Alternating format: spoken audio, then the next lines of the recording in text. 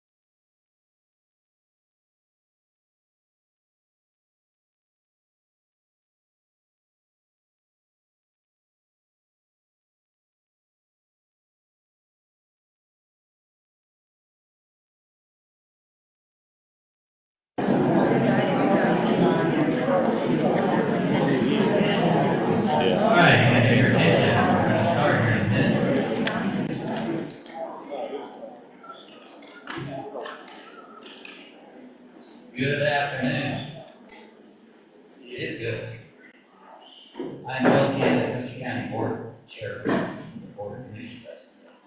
This is March 27th, 2025, and the time now is 5:09. We'll start this meeting. So I'll call it to order. Please stand for the pledge. I pledge allegiance to the flag of the United States of America and to the republic for which it stands, one nation, under God, indivisible, with liberty and justice for all. Please stand.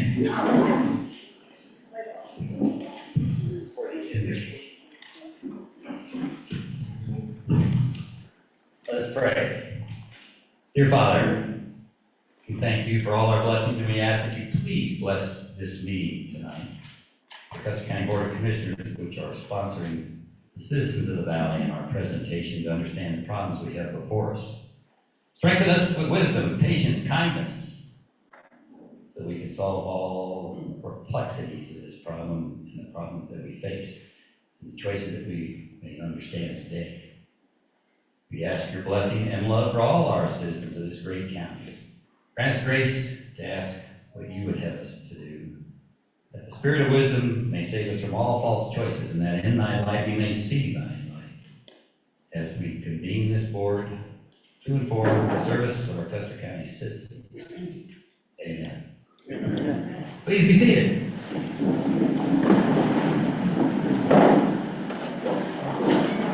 Okay, why are we here? Why are we here? I'll tell you why we're here. Why you're here. It's because you all care. Everybody in this room cares about this county, about our way of life, what our views are, what our beautiful fields are, our animals, our people. We care. That's why we're here. A lot of things happen. We are always ready to see for surprises. We were surprised, I was, like everybody else was, because of some problems we had with communications. We need to communicate together. Communications are key, always, everywhere. Without that, what we ended up with is a lot of rumors, a lot of innuendo, gee whiz is making up stuff. You take remember in first grade or second grade, I remember like yesterday, you say something, you get a gossip chain going, and you ask a kid to say some sentence, and by the time it gets to the other end of the room, it makes no sense, and it's totally different. That's what happens if we don't get to the truth, to people that understand. That's why tonight I'm really proud to say that we have the leadership in this valley that can help us make sure that whatever we find, this purpose of this meeting is to find the facts, deal with facts, and get rid of the questions that you have that you've heard from somebody else. Get to the truth. When this first came out, it was on the 6th of March, and our zoning officer, Dorothy Carson, director I should say, got a call from Denali and said, we're going to come up here sometime in May, and we're going to spread some stuff on the Johnson page.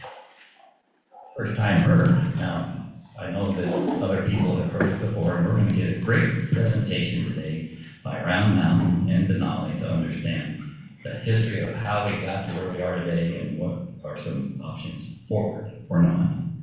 And then we'll see what we can do to fix some of those rumors. Some of those rumors included things like, I heard that we're going to open this up to dump sludge from other counties surrounding us. All that. Every time they clean out a lagoon somewhere. I heard that Round Mountain wants to make this a permanent dumping spot for all the sludge in the future. If there's new technology, I hope we're going to hear a lot about tonight. We've heard, as far away, people were calling, and the good news is they were calling. A lot of bad news is not enough of them called to find out what really is happening timeline-wise.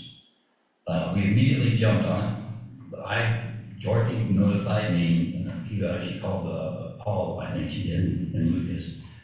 And we immediately got it. I was in the car headed for home, and she said, Round Mountain's going to come out and dump sewage on your neighbor or next to you, Bill. I said, what? I hadn't heard of that. We thought we would have. And I said, can't be, because I know the Round Mountain doesn't operate that way. So I said, where is it? And Dorothy directed me on, well, she didn't know exactly where I live, but it's on Horn Road, and that's where this was located, Horn and Colony, basically. And so I went down there that night in the twilight. It was getting dusky to see, because it was understood it could have happened now, or it's going to happen tomorrow, or they dump it now. I asked her, she said, I don't know. So I said, we better find out if they're dumping now, stop it, because you can't do that. It's against the law, state law, and our regulations to dump raw sewage anywhere. That's why we have septic tanks and sewage lagoons. So I went out there, sure enough, nobody was there. And I looked at it, got the lay of the land, and it matched the map that was sent by Denali, and started working it. And I mean working it. We immediately wanted to have a meeting. We couldn't have a meeting because of transparency reasons. We're not going to sit down with 3 boards right now. We actually have them here tonight. And so we're going to make it legal right now, and then we'll get into the rest of this. So Kelly, roll call. Okay. Commissioner Camden. Here. Commissioner Epp. Present. Commissioner Vogelsong. Here. County Attorney Dan Slater. Present. BLCC Administrative Assistant Caitlin Womack. Here. And Clerk to the Board Kelly Camper present. Okay, we're officially on duty right now. Silence your phones if you can. It's being recorded on both YouTube and Zoom, and I want you to recognize if you're listening to this on YouTube, we can't see your hand, we can't, you can talk to us, but it's hard to get attention from us, so Caitlin's gonna watch it. You can't do YouTube, only on Zoom. That's why you're only on Zoom, but I thought you said something, there was, I guess it's just the YouTube, or Zoom, I'm sorry. And normally it's YouTube, but the hand comes up and sometimes you miss it. Caitlin will be monitoring that. The rules of the road tonight are, that's another confusion, another rumor that got out because it wasn't written quite right. You're allowed to talk tonight. There's no reason you've got the cards, and the reason we're asking to write down the question is to get it up here so that we can avoid, my hand was up first, and then it becomes a debate on who gets to talk and that kind of thing. So it's a way to structure this to make it, keep it calm and orderly and get the good questions out so everybody can hear it. We're going to ask you to come up and use this mic. A lot of people will stand there straight to the mic and do this. So get it up close to you. And I got Caitlin or John to adjust the volume if it's too loud or too soft. And then you come up and you can read your question, or maybe with each of us will be receiving these cards, the 3 commissioners. And all we are acting now, this is our privilege to sponsor this, really, this board of commissioners, because there's 3 of us. But it's a roundtable with all the citizens involved to get you interacted and to understand the issues. So we want you to clear up any question in your mind.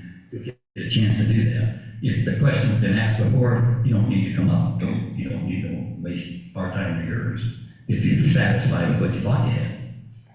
So that's how we're going to try it, and we'll try to regulate that, and I'll recognize you, and then you can talk, and we'll time it a little bit if it gets out of hand. What we don't want to see are routine debate, those kinds of things. If you don't agree that you can do it, then it's illegal, and here's why, you got a good stance, or if you have an idea to solve it, why don't you do this to help it? You got to understand why we're in this jam. The bottom line is the state's been too good to us, I think, for too long. They let us escape with the system that we had for a long time. The good news is Dave Snyder's been working hard on a technology that's going to save not only us, but the rest of Colorado. There are 3,000 roughly, or 2,000 years of details, other communities that are depending on what Dave's developed. And this is a beta test or a prototype test on a full-size system that we're going to get done pretty soon. You'll hear all of it. So, to quell that, things range even to where people blame each other, and I don't want to see that. It's too bad people do that. It even evolved to a point where a citizen said, there's no doubt in my mind, it's a virtual certainty that Bill Canada is trying to keep this secret from the Board of Commissioners, the Planning Commission, and the people of this county. Now, why would I do that? What would I have to gain? I got a place to live here. I had family to raise. I'm going to be here here a long time. The rest of my family's gonna be here, hopefully several generations. I grew up here, and you know, the good news, we want to keep the community that we have and the ability to learn things. Even though we have a small school, we learn a lot more than you do in a lot of big schools. Life teaches you a lot of lessons. You know, I was a rancher, I was a logger, I was a miner. Believe it or not, I was in the last working mine in Silvercliff. That Gallows Spring you see from the Dam Road, I call it, to the Copper Gulch, that red, Gallows Spring, I built it with Dave Tomsick. Cut the trees down, skin the trees, put it in there, and we built to get the stairway down. We went 100 feet underground, and I was the first guy to light the fuse on 45 sticks of 1.5-inch dynamite and crawl out of that hole and let it blow up. And that was the last working mine that became the bucket loader operator. Anyway, you learn things, and with those things you learn, you get experience that get you prepared to be leaders later in life. So that's what I want to see from you all and your families. The crowning thing that ever happened to me was in the Air Force, a lot of awards, but the most thing that I remember the most is a patent that I made, that I got. It's not the patent that I want to talk about, it's the fact that it says, William R. Canada, inventor, Custer County, Colorado. Custer County. We all, it's the center of the universe to me, and it is to you, that's why you're here. So with that, let's move down the road with the presentation. So I would like to introduce, first of all, the leadership that's here. Round Mountain, we've got Peggy stand up, and she's gonna have her board stand up. We've got Charles Vogel, Steve Laswell, Randy Will, Connie Thompson, Steve Cook, and Becky Montanari. Okay, is that all of them? Okay. Oh, and he's back in the back. Oh, there he is. Okay, thanks for standing up. Okay, thank you. Paul Winky's here, the mayor of Westcliff. Paul, who's here? Well, Randy Wilhelm, who's on that board, as well as our Mark Grabowski there in the back, also on the board, with town board too. Chuck Yargo here, Bob Fulton in the back, myself, see Chuck, Bob, oh, there's Christy Belcher, Christy Patterson is here. And I think Art is not here. Nordike is on board too, but we are well represented, thank you. By the way, my brother-in-law, who was a rancher here, is now gone, but used to say, if you don't have water, you don't have nothing. Peggy says if you don't have a septic system, you can't. There you go.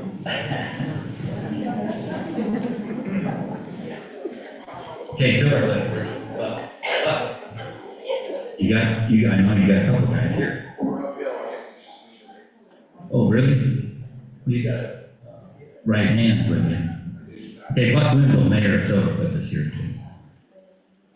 Okay, and then we've got a new, I want to introduce you because we haven't done it. You have a new board of commissioners that was put in place this last January. We've got Lucas Epp and Paul Bowles.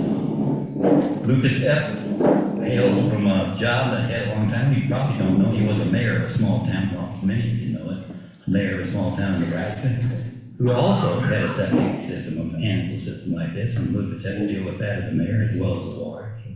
We're represented from that one. Paul Vogelsong, he is a Navy E5 chief, and he's got a lot of experience in a lot of hard machinery, heavy equipment, as well as human relations, HR, and finance, and other things.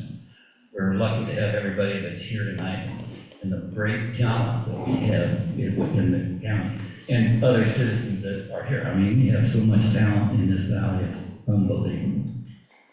Okay, so with that, we'll start today with Dave. Dave Snyder is the director of Brown Mountain. The technical guy, I'm going to have him introduce Denali here in a minute, and start off with a presentation that will let you understand how we got here from where we were before, where the two towns had their two tanks of water. One was the mine shaft on that mine over here on Silver Cliff. And I don't remember where Wesco was pulling water, but Dave does.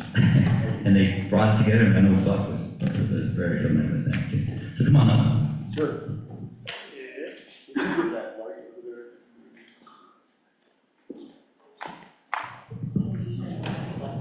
So thank you for your interest.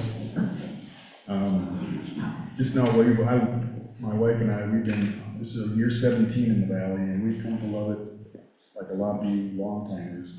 And I know it's not our heart's desire or any desire to do any harm to this community. So no, that's where I'm coming from. We do have some stuff we need to find a home for, and we're going to see if this is the best place. If not, we have to find another place. The reality is that, like every place else, we have a limited amount of funds and a limited amount of weight. Pull it closer to your mouth.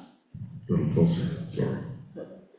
So, I've been working on a new wastewater treatment technology that hasn't been yet approved by the state of Colorado.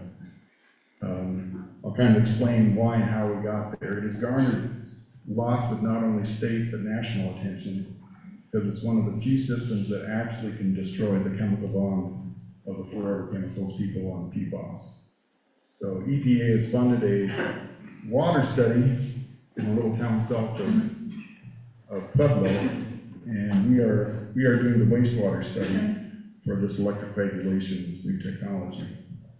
So we're excited. We've got a few little jump hoops to get through it.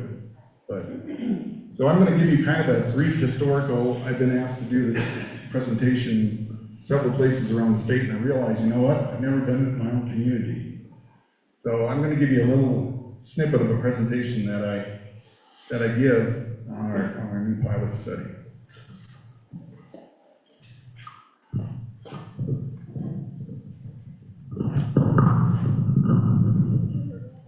You all might want to, at least the center, this is going to get kind of bright.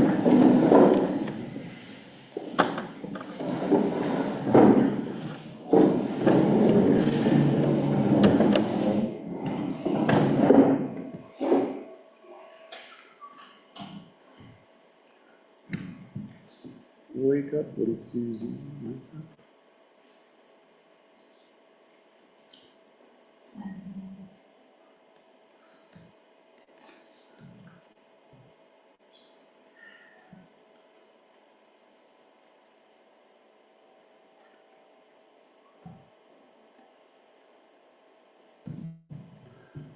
So just a brief bio on myself. We moved to the valley in 2008. One of the few people that actually came for a job. We worked up at Horn Creek Conference Center as the maintenance manager up there, and that's where I got into the water industry, became certified, and was their water operator and sewer operator for 4 years before coming down to Round Mountain. So they had 3 commercial wastewater systems and 5 commercial water systems.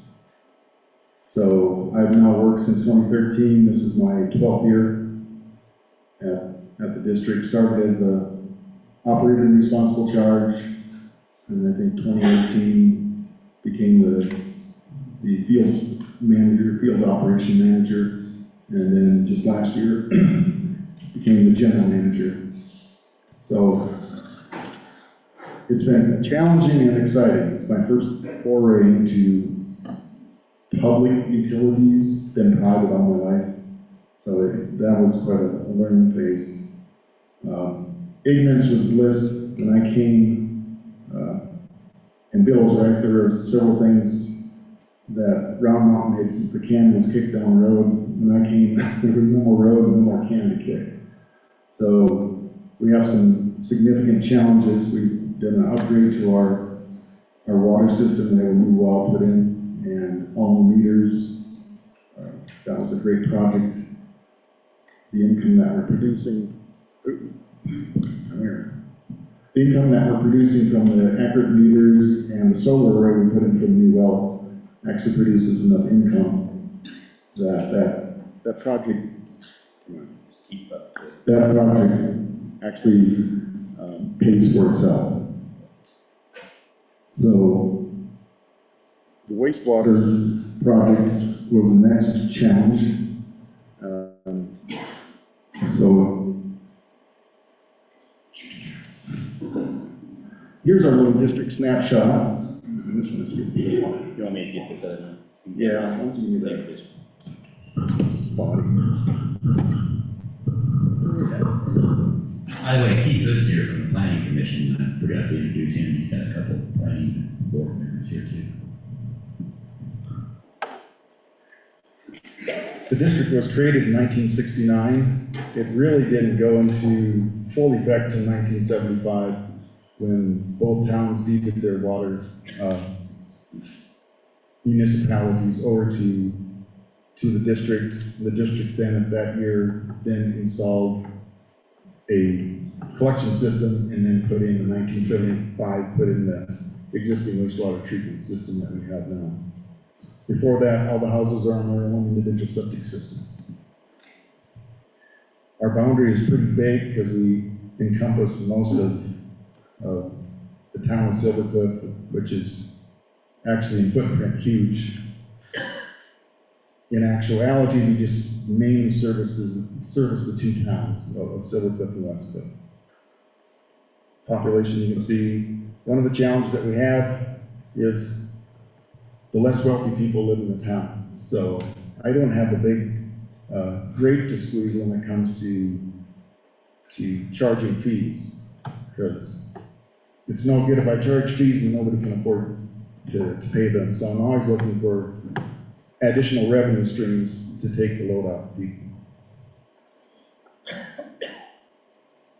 Right now we have, I've got 700, we're pretty close to 705, about 715, I think now is where we're at on taps.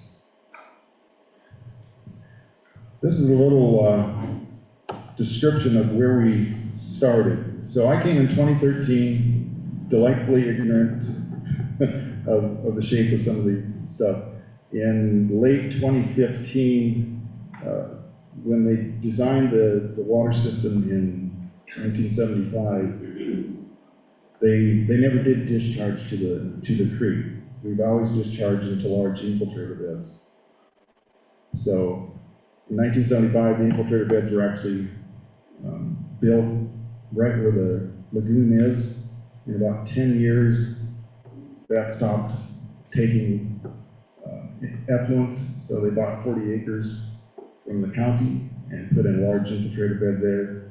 That infiltrator bed lasted about 10 years, and then they put 4 large infiltrator beds in, would have been the late 90s. So in 2015, one of those infiltrator beds again plugged, and we had a spill, so we had to contact the state and declare a spill. So that took us from the bottom of CDPHE's list to the top of the list, and we were put on the compliance schedule to replace that wastewater treatment plant. So this is kind of a brief timeline and some of the challenges that we had. So early part of 16, we went and got a design engineer. We actively pursued funding. The cost of the initial plant was $6 million.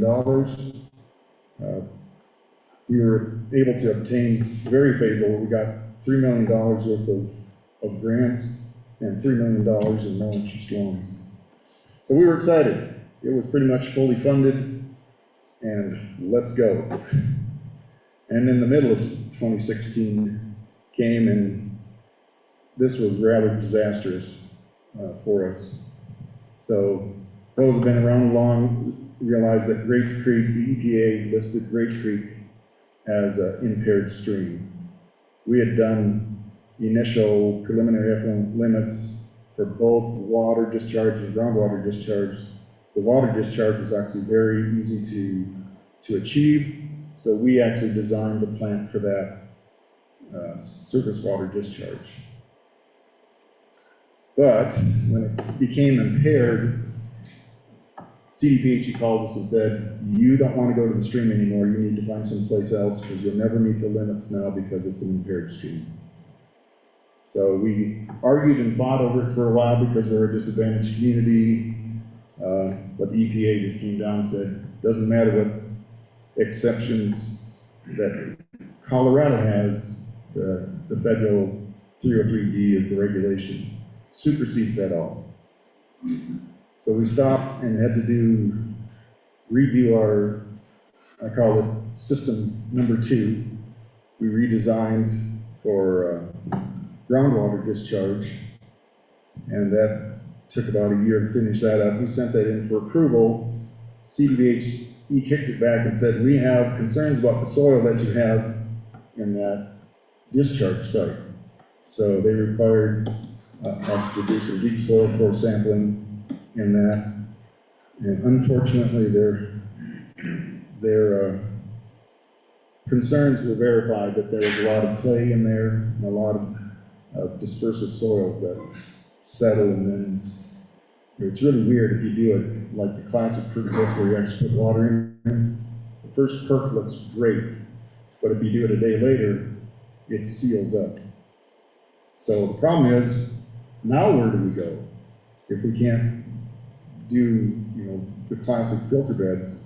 So we looked at evaporative ponds to see if we could get rid of the problems that are too high and we would get behind in the winter. So then we looked at doing a wetlands thing, but we're too high and too cold for that. So at the end of about 4 months of searching, we realized we had to go back to the stream. That was our only point of discharge. So with trepidation, we requested preliminary effluent limits for discharge to the stream. And of course, they were crazy strict.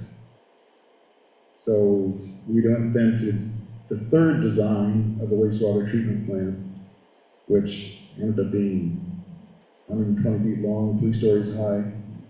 The problem was we were not told the increase of the price, and when we were told was after CDPHE approved it as an actual treatment system. We were then given the price of over $14 million. Well, there's simply no way that our little system could ever pay off a $14 million note. Doesn't matter if we got half of it in grants, we just simply could not produce enough, we could not charge enough in fees to get that. I tried for a year to get funding for it. Everybody ran for the tall grass, and I would have too, because we can't produce enough income for that type of plant. So we requested the engineers to say, hey, do you have an alternative, because we cannot afford this. Unfortunately, they said, we provided you a CDPHE approved treatment system. And it's kind of the tough luck if you can't afford it. So they left, and after 5 years and almost $700,000 in engineering costs, we were back at square one. And $700,000 forward. So that was I call it the titanium plant that they proposed to put in. The other problem was that even if somebody gave us the money to put it in for free, we couldn't afford it to run it because we need 24/7 operators. The projected cost of actually running that plant was more than my whole budget for my total wastewater enterprise. So that got scrapped. But now what do you do? And along with that problem, this challenge is coming in where new regulations are coming in at the end of 27 that will require almost all wastewater treatment facilities, big, small, little, or tall, to start removing nutrients at some level.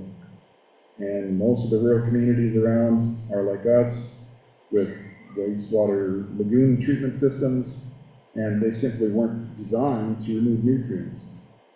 So we're going to have a buttload of trouble here in a few years, where hundreds, literally hundreds of wastewater treatment systems will be out of compliance.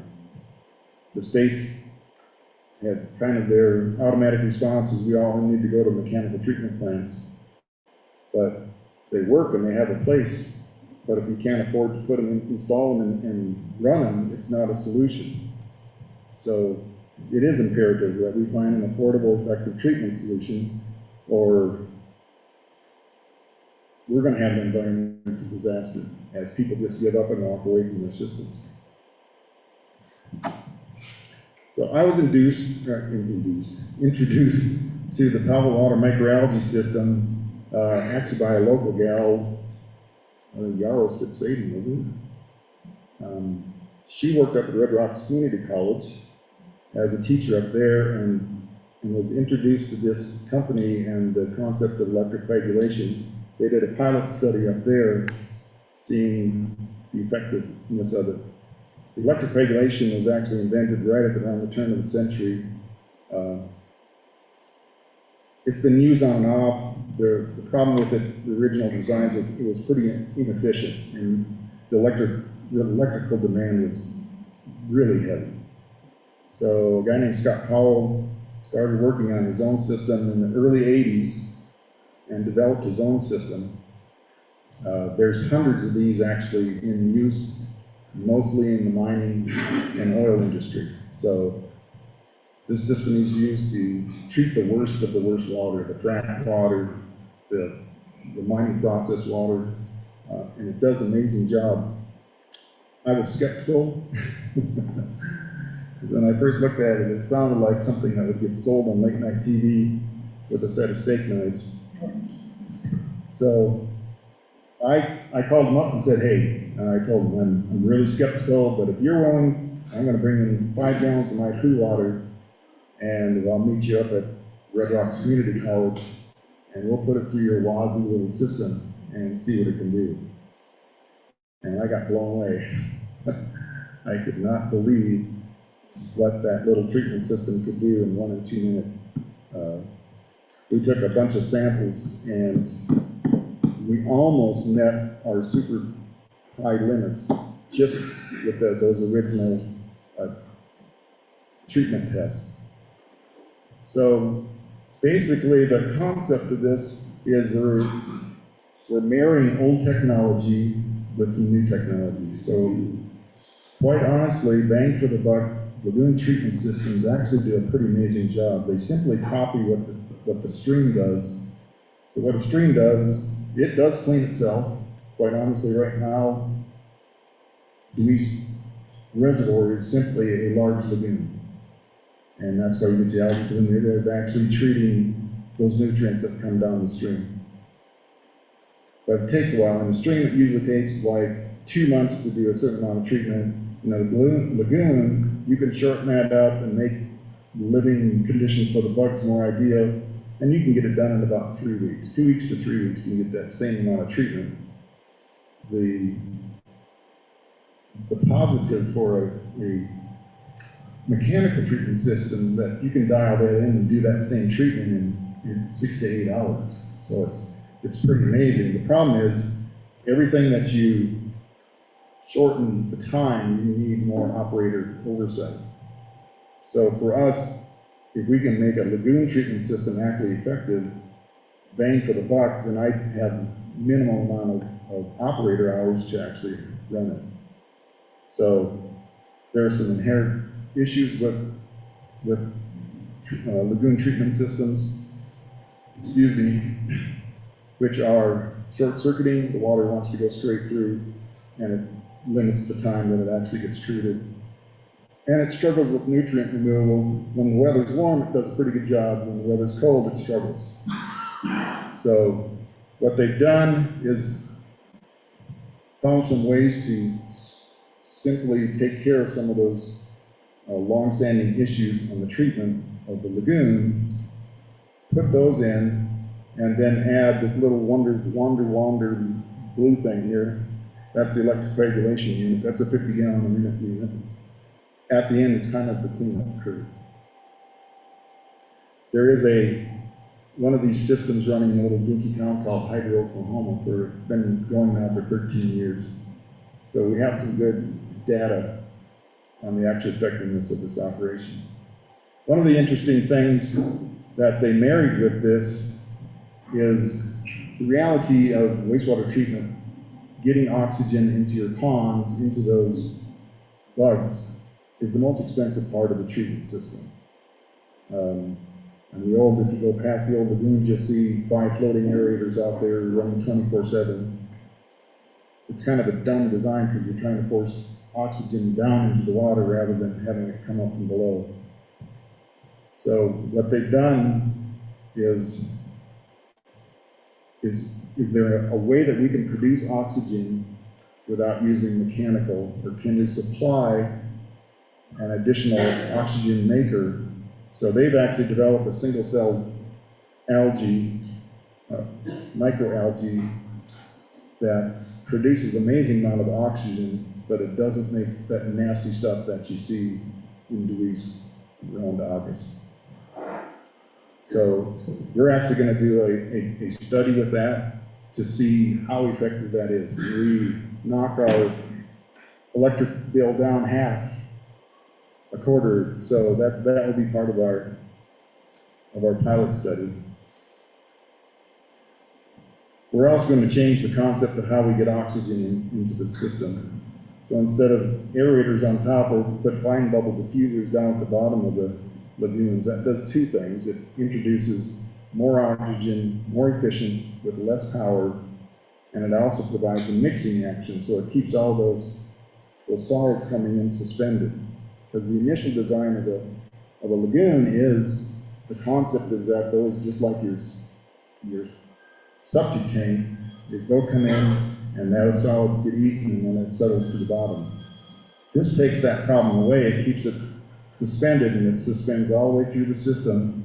It gives the bugs the most opportunity to eat any of the organic stuff, and then that gets put through the electric regulation unit at the end, and that electric regulation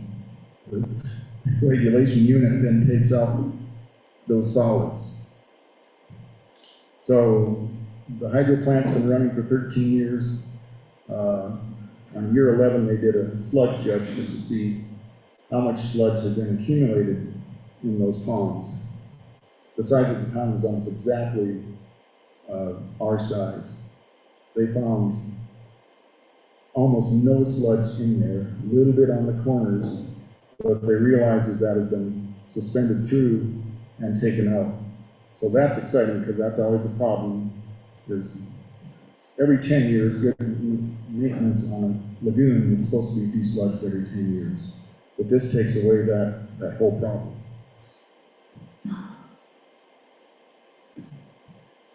So once it goes through the primary treatment, it runs through an electric regulation unit.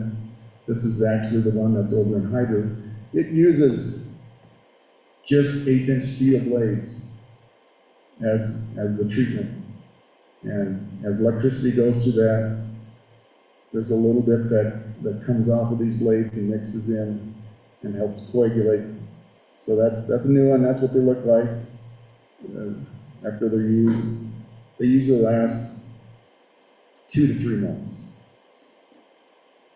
So it's pretty inexpensive to change those out. This is what the unit looked like if you ever, as a kid, pulled the top off a battery. It's kind of the same concept. So you have a bunch of plates. They have about an 1/8-inch gap in between. Just like a battery, you have positive on one side, negative on the other side, and then you feed the effluent in from the bottom, and it comes through, and as it comes through there, electrons flood and treat that water, and it neutralizes the charged particles.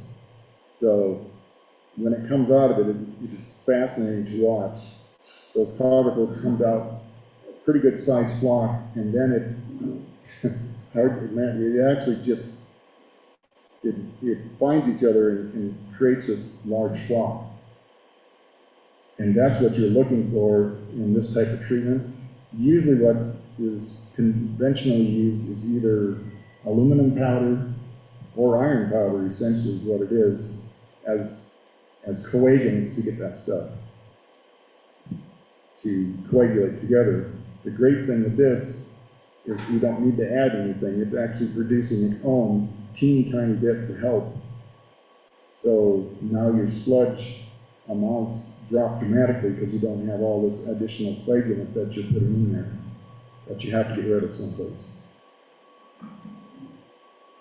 One of the exciting things about when you run electricity through that metals, pharmaceuticals, PFOA, PFOS, as they pass through, they get destroyed and get reduced to their base elements again, and it comes out inert.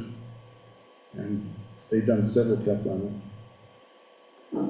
So, we were excited to try this out.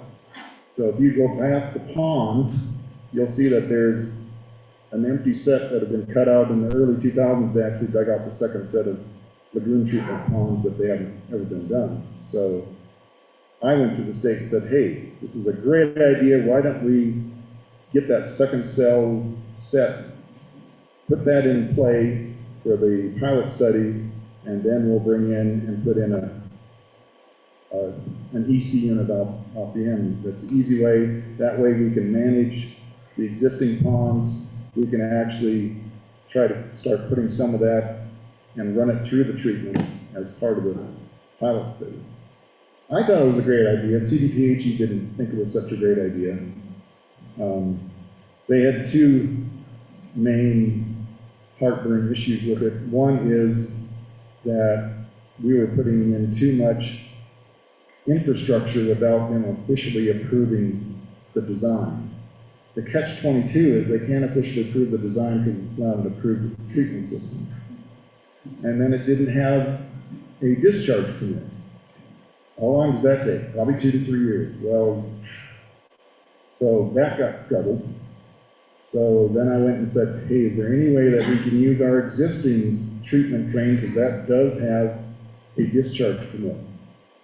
And they said, after going back and forth a little bit, they finally agreed that we can use our existing treatment cells. But that gives, we have some issues with that. It's not It's really about simply because it's my treatment system. I can't take it offline, or everybody's going to have to go down the hill to go to the bathroom.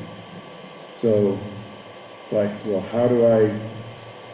So I had that challenge of trying to figure out how to use it without taking it to put up the new stuff in. So we did a redesign, and this is our proposed treatment system using the existing treatment train that we have. So it comes in here, and what we've done to avoid the short circuiting is we're actually de-skirting, we serpentine that water, so it can't go straight through. The cool thing about doing that, it actually adds another third of capacity just because you're using more of the pond more efficiently. These are fine bubble diffusers that go from the bottom, and that keeps that just slowly mixed. And it will go through the ponds and then be picked up here. Right now, if you've driven by, you've seen that great big trailer that's out there. That has a built-in EC unit and clarifiers within it. So it'll go through there, go back through, and then get discharged. So the state wants us to run for a year to year and a half. This is actually the microalgae building out here where we'll grow a microalgae. We also have custom design. What we found is EC works great for everything except for it struggles with some nutrients, especially nitrogen-based nutrients. It takes out approximately about half of it. So we needed help on the front end. Is there a way that we can design this to take out a lot of the nutrient-based stuff so that we're not relying solely on the electric regulation? I've done years of experimenting with jugs in the bug, or bugs in a jug.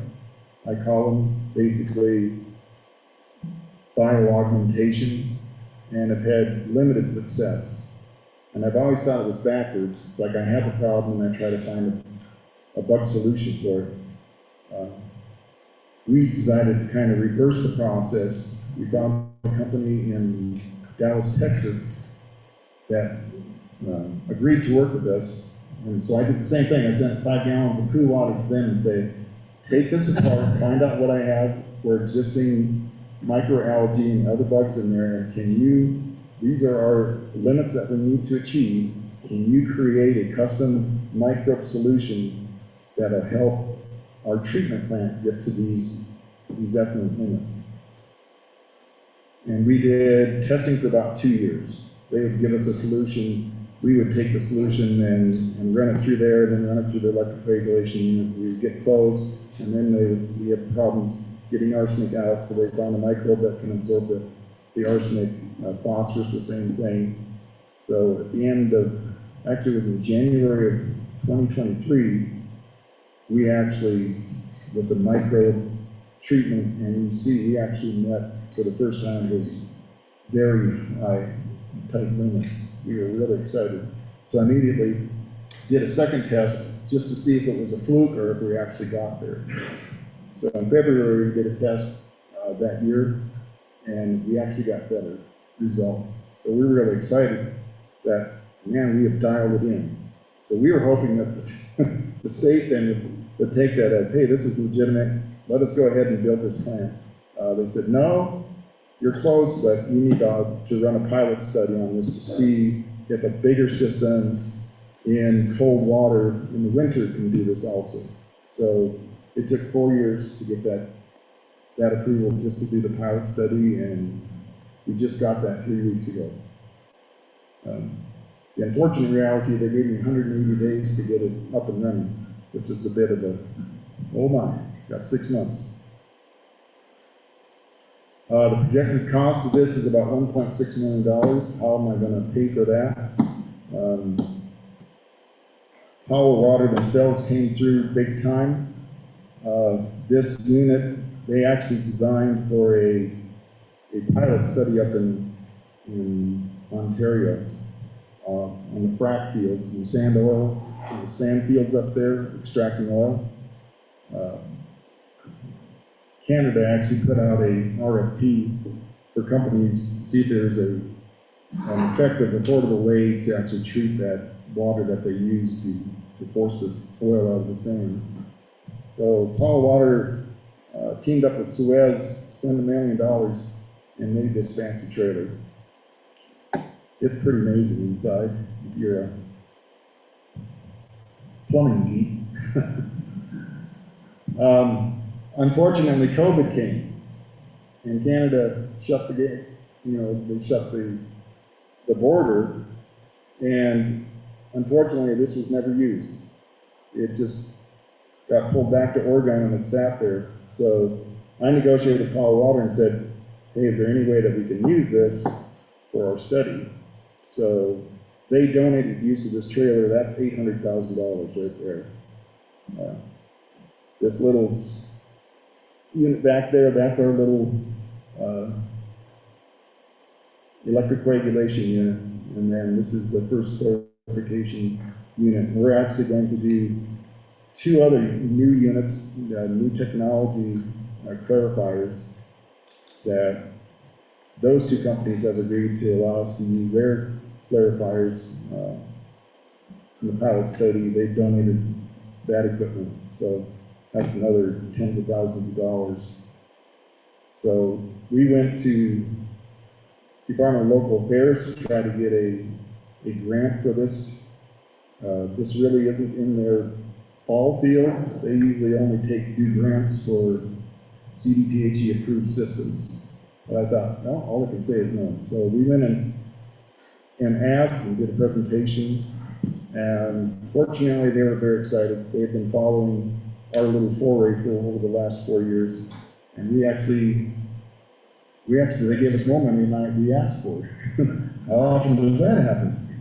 So, and then they reduced our matching from 50% to 25%. So then I was introduced to another private funding company called Epic. They're out of Maryland, and they have an office here in Denver. They got a hold of Colorado Rural Water Association and said, hey, we're looking for systems that are trying to get some new technology approved by the state. So they connected us together. We met in an afternoon. They got really excited about the project, and they gave us $60,000 to take care of the engineering costs on this project. So we got about 88% funded before we had to put our first money into this. So we're really excited. It'll have very minimal financial impact on us to do this $1.6 million thing. We'll probably put in about $300,000 in there. Proud of that. So the exciting thing about this system is what it produces as sludge. So when it does come out of the electric regulation unit, the sludge that's produced is actually hydrophobic. It wants to automatically separate itself from water. And there's a drying field down in hydro, and it's amazing when it comes out of the plant to get into that drying area. You can see the sludge actually moves away, and there's this little clear pond of water in the middle, and all the sludge has just moved out. So it naturally dewaters to about 21–22%, which saves a lot of cost because usually you have to get either screw presses or other expensive ways to actually bring that water out of it. It does it by itself. As it says, when the metals are treated, they are non-hazardous because they form as oxides. Basically goes back to what it was when it was first dug out of the ground. It does not leach at typical landfill pHs. And exciting now with the alarm bells ringing with the forever chemicals, we have proven that it removes and destroys PFOA and PFOS contaminants. And it has passed EPA, all the leach tests. And it produces an amazingly small amount of sludge for the treatment. We're figuring that we'll probably have 70% sludge, less sludge than we're actually producing now. And what comes out makes wonderful fertilizer because everything, it zaps everything. So here's some typical removal rates. You look through, and this is just a 1 minute run through that system. So it's pretty impressive what it can do just on its own. So that's metals, these are biologicals. We've done dozens of tests, and it kills all the E. coli, coliform viruses. We are trying to get the state, convince the state to use this as actually a biological removal, so we don't have to use other sources, either chlorinate and dechlorinate, or UV lights. UV lights very expensive and dangerous. So if we can do it in one run, that's going to save us thousands and thousands of dollars in process. Nutrients, as you can see, it doesn't do as good as the other. It's still pretty good, but that's why we had to find some help with this.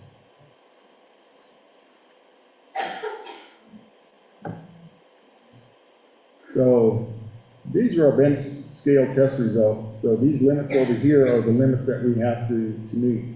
And actually the first part of these down to, well, total nitrogen gets a little tricky in the winter.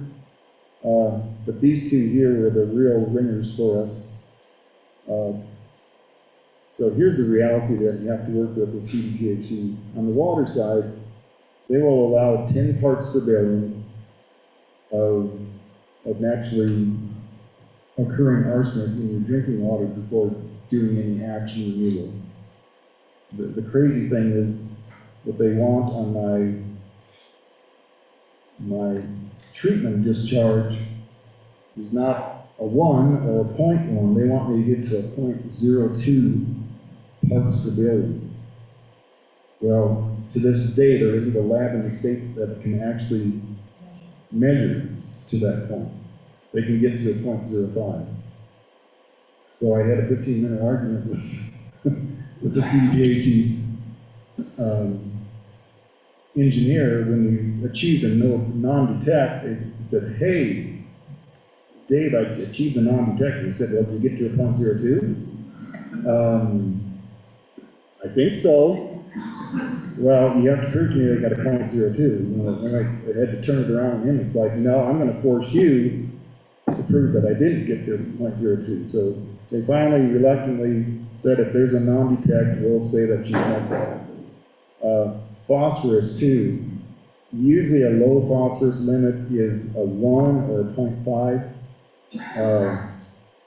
We don't even, it's not a 0.25, it's actually a 0.025 milligrams per liter, which is really annoying, because you can see how effective it is to get rid of it. But this isn't good enough. We have to get more than 99+%. So this is the treatment system that we're running through. It's affordable, effective. Actually, the cost of it is about a quarter to a third of the cost of the typical mechanical treatment. So if this does get approved, we figure it'll take another around $3 million to do a full build out of the plant, which is way better than $14 million. So we're excited to be part of this. It's gained a bunch of notoriety in the state. We became the poster child for this. We had no intention to do it. So I'm asked to do lots of presentations throughout Colorado. I just got another invite for April 8th to do a presentation down in Pueblo. So that's what we're trying to get in. The problem is, in order to get to this spot, we have to desludge this so that I have enough capacity to actually appropriately run the first part of the treatment train. Because it's too full right now, and I won't get the right numbers on that. So that's why we have to remove the sludge. It was desludged one time in its life, I think it was in 1991. So we actually spent the last 3 years with that biological solution that we've done. We call it biological dredging. We were able to remove 18 to 24 inches of the sludge blanket throughout the system just by adding bugs. So most of the organic stuff has been eaten out. What's left, just like in the very bottom of your septic tank, is, most people call it an ash or a sludge, and that's what we need to get out of here. So we're looking for a home for that. We hired Denali. There's 3 companies we looked at. Denali was the only one that had the equipment to be able to do this live. So we need a floating barge. It's not real efficient, but it's the only thing that we can do. So we're hoping to get rid of 85% of the sludge in here. That will give me a sufficient amount of capacity to run an accurate pilot study. So we're projecting 1.2 million gallons to be moved up. So where did we get to the crops place? I was starting to talk to different people in the valley. That place came up. We checked one place that just didn't have enough land, and he actually recommended, hey, you might want to check over there. He might be interested, since it's grazed land, to get some fertilizer on that. So I gave that name to the Denali people, and they took it on from there. And we've been working now close to 6 months on this. So that's where that's coming. It wasn't, I've heard some accusations that, oh, we sold it to the crops so that they can use it for a sludge. It was nothing like that. I've lived in small communities all my life and learned early on. The good thing about communities is everybody knows everybody. The bad thing about small communities is that everybody knows everybody. So you can't keep a secret anyway, anyhow. So it's not our intent to do any of that. I respect and desire your opinions, and it might be that, hey, maybe that's not the best place. But what I do need so right now we have about $300,000 that we have as part of our matching to the grant. So the grant will pay for half of this, and our matching will pay for the other half. So I don't have a whole lot of extra money that I can throw, so I'm right around the 300,000 mark.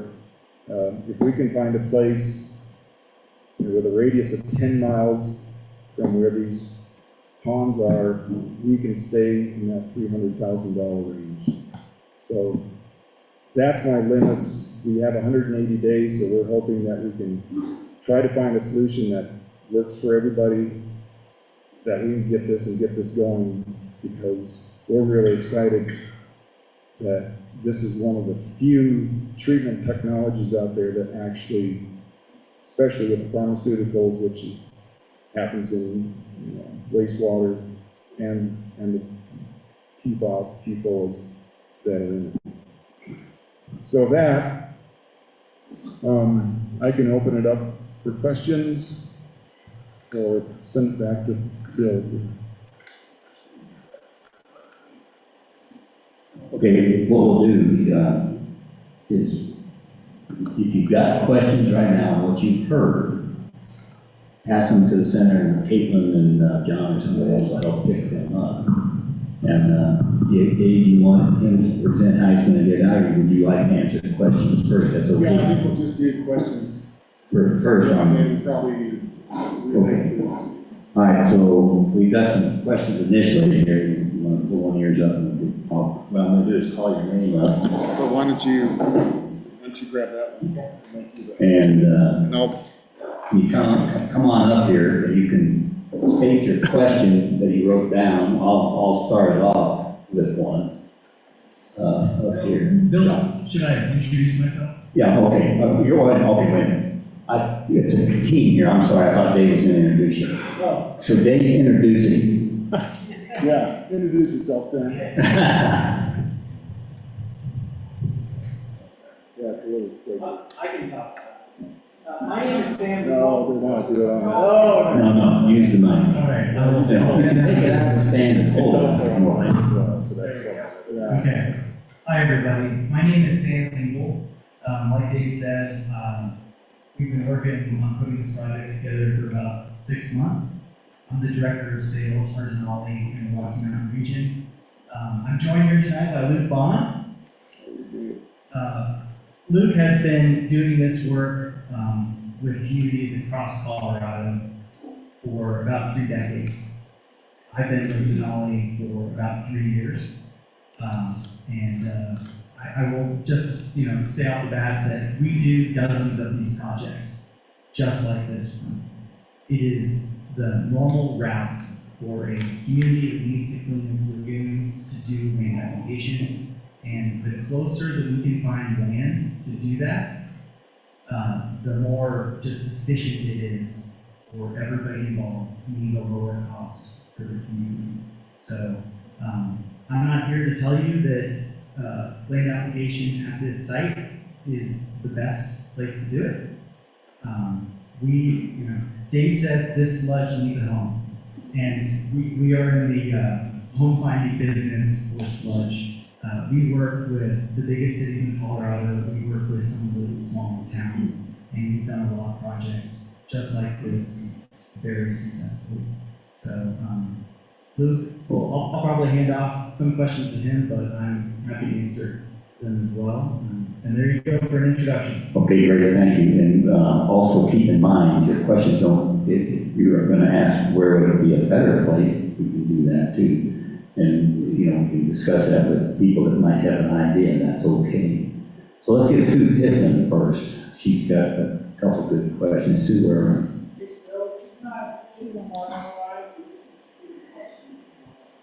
Okay, can Sue hear us? Let's just, I'll put it, says, first of all, she says, per the GS survey in 1978, the aquifer water level is just 10 feet below the surface valley floor. running with the surface water, Great Creek, runs north and south on the valley floor. Question: is the waste sludge Class A prior to application on the proposed location? And Class A per 440 CFR Part 503 of the Clean Water Act. Dave, I'm happy to field that one. Actually, probably hand it off. That's over. actually my question. That was my question. Oh, wait a minute, I'm sorry, that's Claudia's question. That's fine. They had the same hand, right? I'll explain that. Go ahead, get up by the mic. Yeah, okay, cheers. Yeah, there's two classes of sludge per the EPA Clean Water Act. There's Class A that's been treated so that the bioburden, you know, the bacteria, the viruses, the bad guys, right, are pretty much cleansed. So that when they spread it, it doesn't attract a lot of bugs and rodents that can carry you know, salmonella and all the bad stuff back to us, or to cows that are grazing on that land, right? So that's Class A, it's treated. Class B is untreated, right? Not as treated as Class A. Correct. So is this sludge to be Class A treated or B? Because B has restrictions from grazing after. Good question, Glenn. Thank you, and thank you for looking into the EPA regulations around biosolids. Luke, you know this like, you know this so well, so I'll let you take the first crack at it, But just to set the stage, we would not be able to do any land application with this sludge if it was untreated sewage. But as Dave just explained, lagoons do a really good job at treating. So this is treated material, and the tests that we've done show that it's treated, and Luke can explain more. Yeah, Luke with Denali. We do propose a Class B land application, and yes, there are grazing restrictions, there are harvest restrictions. Both the EPA and the Colorado Department of Health have additional site management practices that are required when we do Class B land application.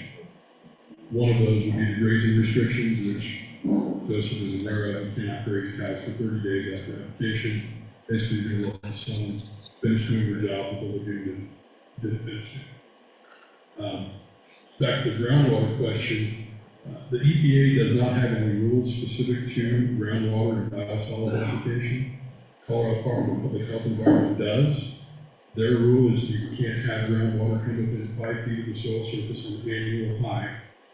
What you can do is really test to prove it's not, but we don't have time to go with that nonsense. So I took the soil survey map and I excluded all of the areas according to the soil survey that potentially had that, not necessarily had it, but potentially had that. Excluded that out of my map, and basically what we're left is 80, 90 acres up in kind of the northwest corner of the site that's out of the creek, that's not in the potential groundwater areas. What can I answer your question? Okay, all right.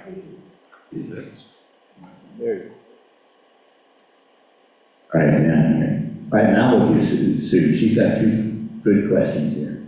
Can you be sure that the runoff from the sludge put on the valley floor will not contribute to the problem of overgrowth of algae and weeds and lake to waste? You sort of hit on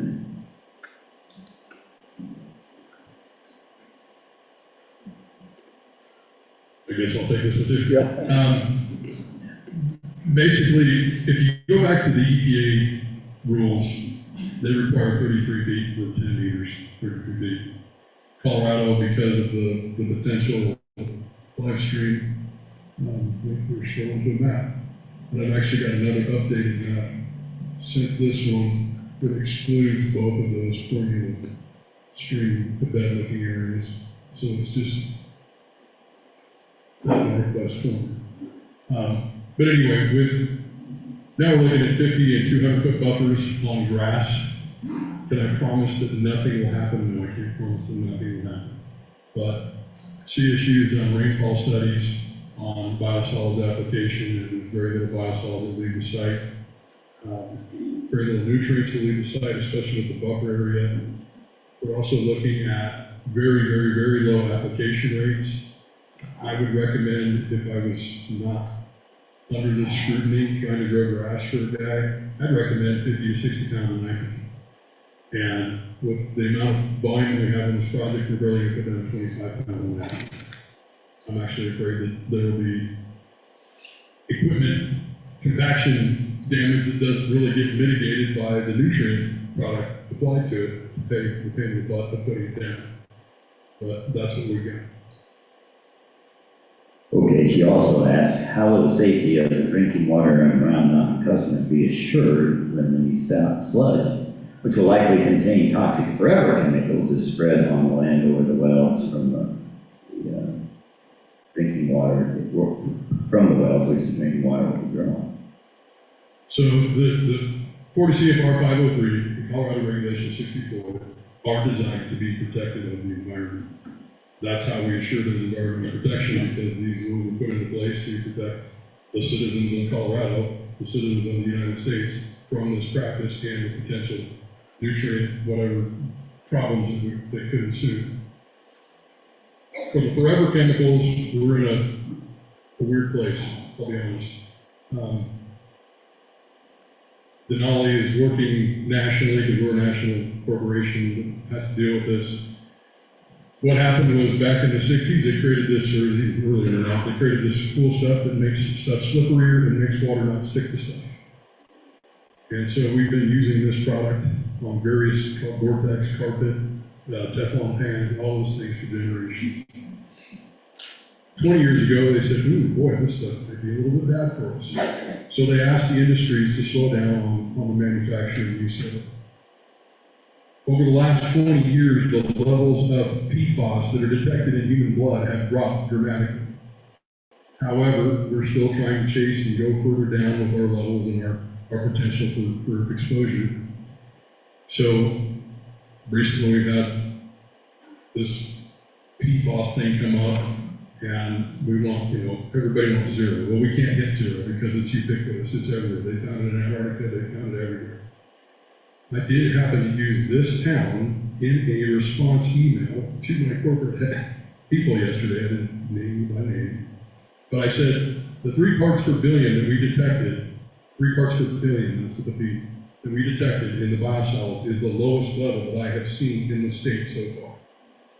The rest of the state is averaging 15 to 25 parts per billion. Now, if you take 3 parts per billion sludge, and you put it down at couple of tons, dry ton to the acre. An acre foot of soil weighs 2 million pounds. So you're talking parts per billion, mixing with acre feet of sort that are millions of pounds. I would be hard pressed to find this PFAS after the application to distinguish it from the background levels that are already there. I did see that an older PFAS testing result has been shown to folks. That shows a much higher level, right? I think it says 61 parts per billion on there, a little different than the 3 that we tested recently. That 61 is an incorrect result. And I could have told you that before I even saw what the test result was.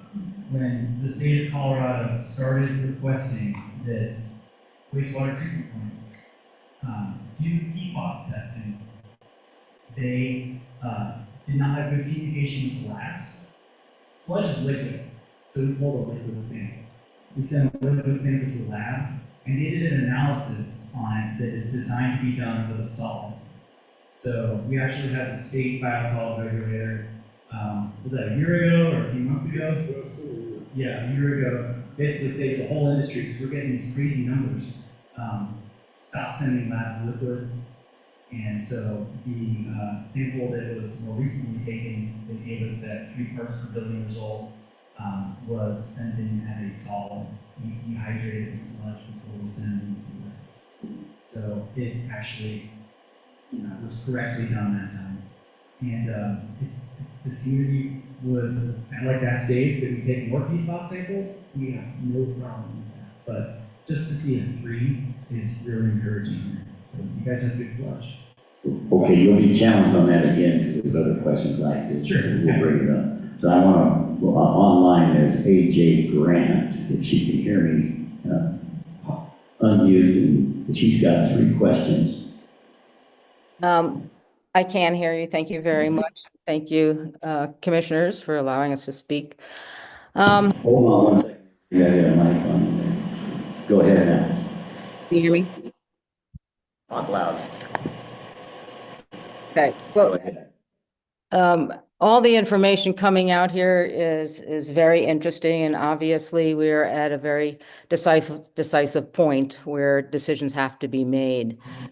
There are. Hold on. I forgot to mention, she has a ranch across the road from me. And so she's very knowledgeable and cares about the results. So these 3 questions are very important. Go ahead. There's a lot to know and to understand.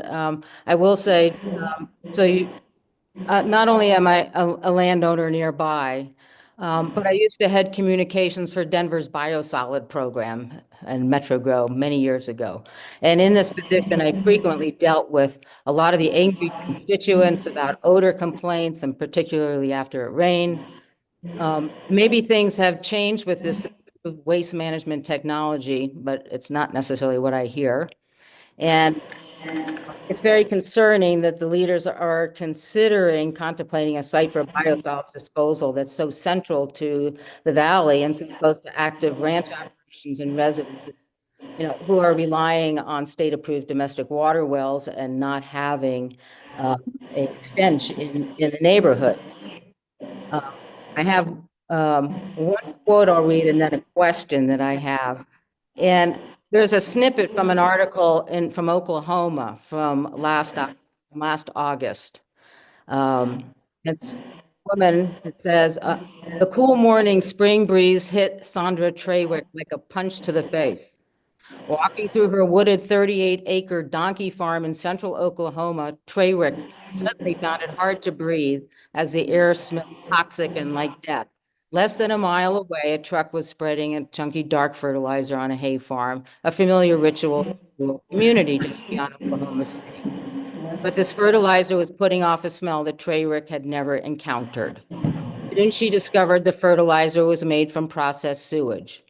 Converting sewage to fertilizer saves cities money on landfill costs and is a cheaper nutrient-rich fertilizer for farmers and has become a billion-dollar industry for a handful of companies. However, biosolid fertilizer has been shown to contain chemicals that can harm environment and human health. Essentially, anything that goes down the drain ends up on these fields. Who months after learning about biosolid fertilizer urged the town to do it, which they did. There are a lot of these kinds of stories, and we'll hear from a lot of people on different amounts of PFAS or how the sewage sludge will be treated. My question is on the implications to our property values out there, our economy. Should any land treated with biosolids in the next 5 years be deemed unusable by stock or plant agriculture? My main question here to the folks is Westcliff winds are very intense and chronic and impact ranch land and everything good on it. Biosolids applied to the proposed sites will not stay there. Instead, they'll be transported as airborne sediments to neighbors' homes. What are the public health and nuisance issues? Odors, dust, and potentially inhalable implications here with our winds.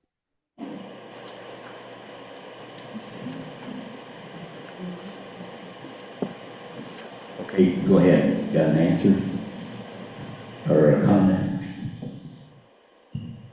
Yeah, first of all, I do, a lot of my work is up, above county, northern Colorado, the suburbs of Denver. Obviously, generate way more sludge than this end of the state. I have friends at Metro, and I'll hear about this, but Metro Grow is particularly stinky. I don't know what it is about their treatment process. I've seen the analysis. It's quality sludge. It's based on the numbers, it should be good stuff, but whatever they're doing is particularly stinky. This product, having sat in the lagoon for, well, I guess it's not quite 50, it got cleaned out somewhere in 91. I wonder where that went to. Coming out of the lagoon, I can't speak to everybody's nose.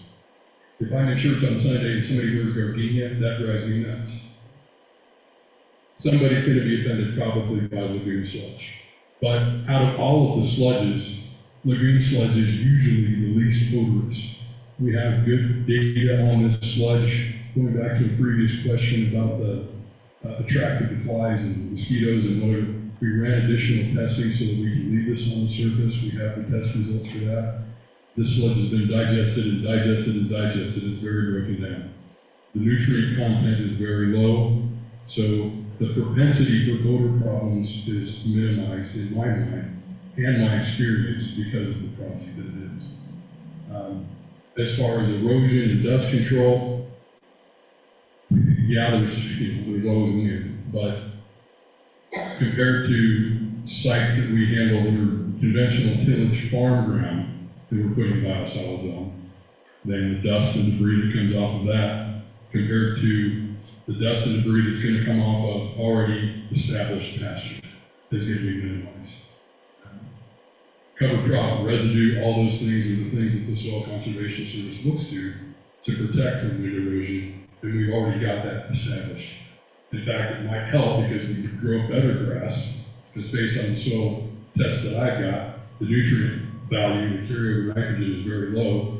I would submit that the grass production is limited more by nitrogen in this case than it is by rain, which would be the next most limiting factor. Okay, I'll tag on to that with killing two bugs with one question here. There was a similar question that said, all right, so it stinks, how long does it last?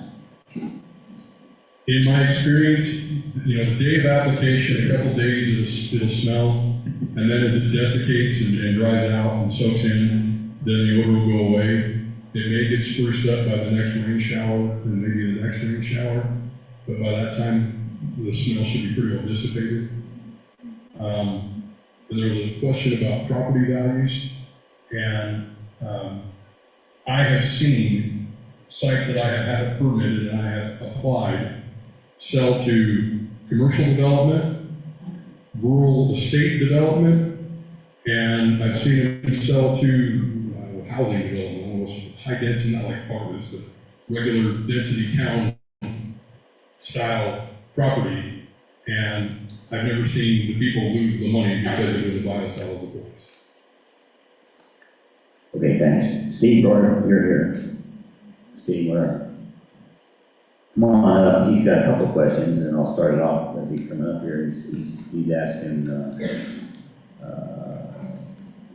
why, I won't give him this question, why do you say the fertilizer is all organic nutrients that have been removed prior to the treatment of bugs? So Steve, if you don't mind, get this question and go on up there and answer. Here by these gentlemen.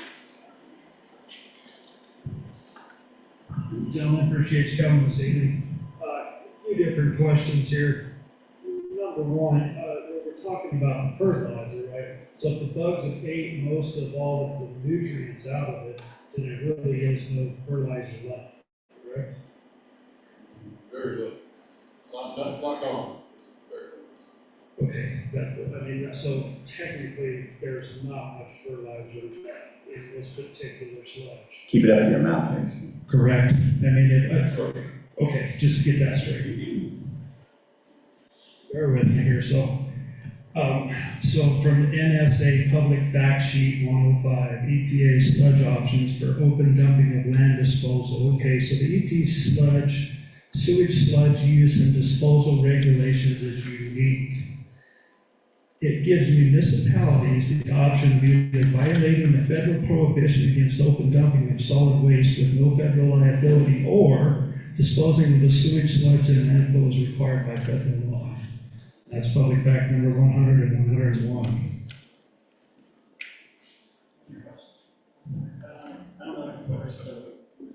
Lost it, hold on. Well, so that, I guess, what I'm trying to say here is, or what my question is, I mean, you guys are okay with breaking the EPA's regulations of dumping biosolids with no federal liability. And you also are probably aware that there's over 6,400 lawsuits that have been settled with the EPA for over $11 billion. And that's where we have the problem with this. I mean, I understand you guys are in the business of dumping these biosolids, but don't you think this is dangerous? I mean, obviously the EPA has gotten 6,400 settled lawsuits for dumping this stuff already, and there's no liability, right? According to NSA Public Fact Sheet 105. I mean, can you say anything about that?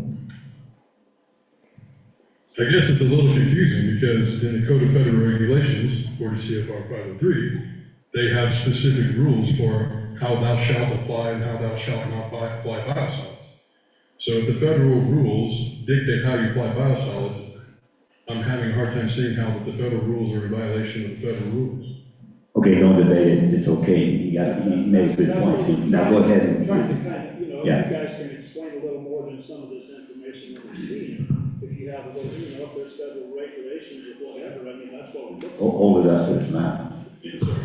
Oh, my apologies. So, we're just trying to look for clarity here. I mean, that's really controversial, right? And so, I mean, if you guys have Code of Federal Regulations that describes the dumping procedures, why do they also say that we're doing it against federal regulations? I mean, it's very, very contradictory.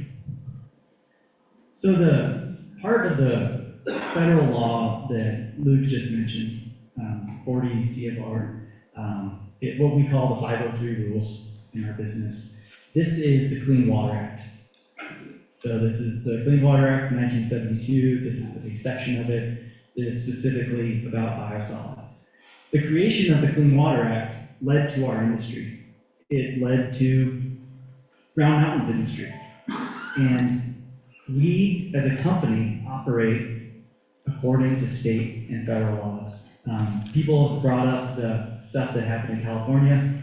I know about as much as you do about that. I can tell you that no one on our team was involved in any of that. We actually don't know what happened there.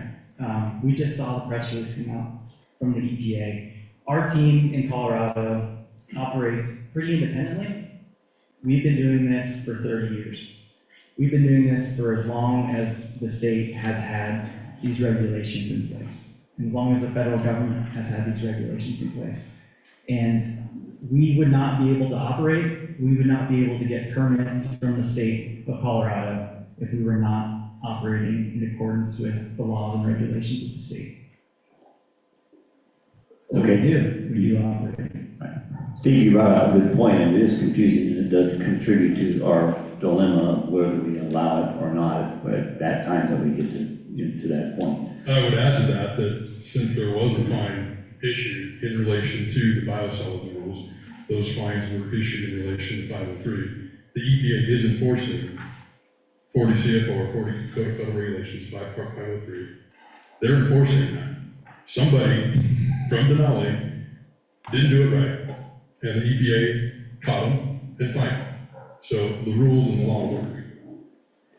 The solid waste part, I don't know if that comes from solid waste rules. There's just so many different rules that I don't know them all. I know this industry like the back of my hand. I'm not a landfill manager guy. I'm not that kind of thing.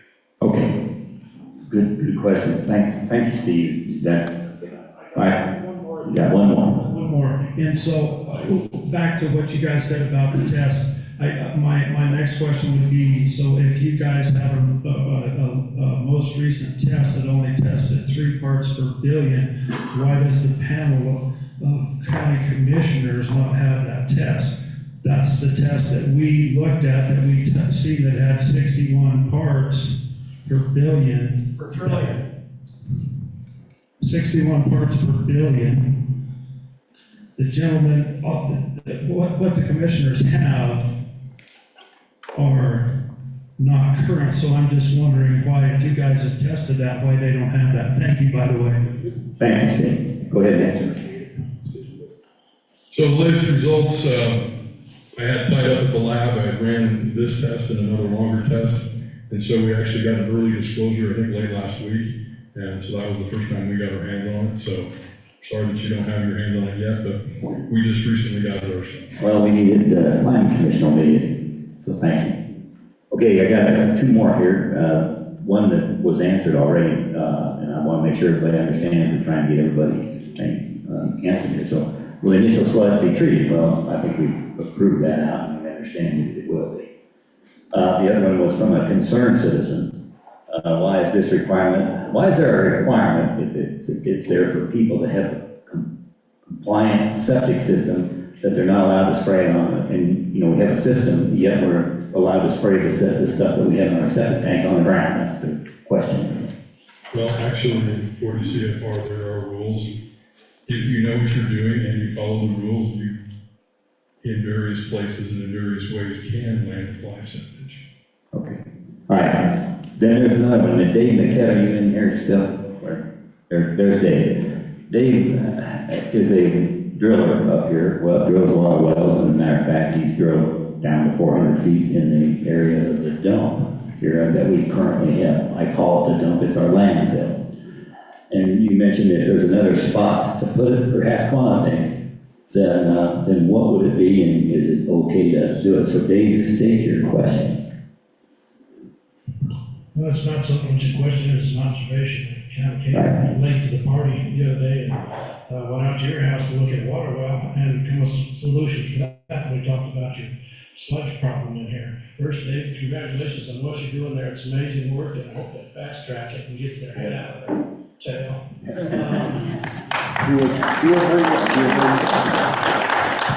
Another thing, you mentioned that your deal is not producing any sludge. In there. So if your thing's not producing any sludge, you could, if your testing would allow, you could start that right over the top of the existing sludge, and then so many months or years, it would most likely dissolve our slush problem into your deal. If you're producing nothing, aerate that thing a little more, oxygenate it, and it's gonna take care of that existing slush problem, and you don't even have to move it. So there's an issue with that. I understand. So the problem is, the state won't let me put in a full-size electric regulation unit for a pilot study. I tried. They said it's too big, it's not approved. We need to do a smaller unit on a side stream so we can see what happens in the lagoon treatment, and then we can see the side stream and see what you get at end of pipe treatment. So I actually thought about that when I was doing that design and floated it over CPHE, but they refused. I wanted to put it in a 90-gallon minute EC unit and actually do that so we could flood that, try to get some of that sludge out, but not that. Yeah. Welcome to working with CPHE. I'm looking for multiple designs and possibilities. With the treatment we've done. Yeah, I've already, He did. yeah. He mentioned all of it. So the other thing that we talked about is there's a sludge problem and optional things, worst case things to do with it. We have a landfill out there with plenty of extra land in there, but in which trenches could be dug. The landfill's already been checked, approved, pre-drilled, and everything else to handle contaminants, much heavier contaminants than are in the sludge. And they're handling the garbage and all the forever chemicals and all the trash that's already in our stuff that we dispose daily. Everybody throws whatever the hell they want to in their trash. There are rules where they not supposed to put certain things in there, but human nature, if the people want to get rid of it, they're putting it in trash. So you have an area that's already been tested that can handle that sludge, where it's not gonna communicate to groundwater. The area out there is layer upon layer of volcanic ash, which is nothing but a clay and mixture with the rocks in the formation that had washed down over the millennia in there. So you have layer after layer of clays and gravels and clays mixed that cannot transport that material down into the groundwater. If we put that out there, some of it would leach into the ground. Well, the wonderful thing about sludge and everything is its own barrier. As Dave said, it plugs itself off in there, and it's not gonna allow itself to go down in there. Plus, if you're not supplying water to it, it cannot keep moving. Once it's dried out, it cannot keep spreading. It's contained in the formation. So, worst come to worst, you could put it there. There's a lot of other places you could put in where you could literally take a dozer and a grader and windrow, foot of soil off, come back in there with a water truck with the sludge in there, disperse it into the ground, and windrow back over to fill right over the top. Just row after row after row of some of this stuff that's won't support any cow-calf bears at all to speak of. There are many places in the valley where there's a long ways to groundwater. Just like the dump, and it's closer than Johnson Place, by the way. We would have to figure out what discharge limits already on, you know, I know that they have some kind of a landfill agreement, we'd have to see.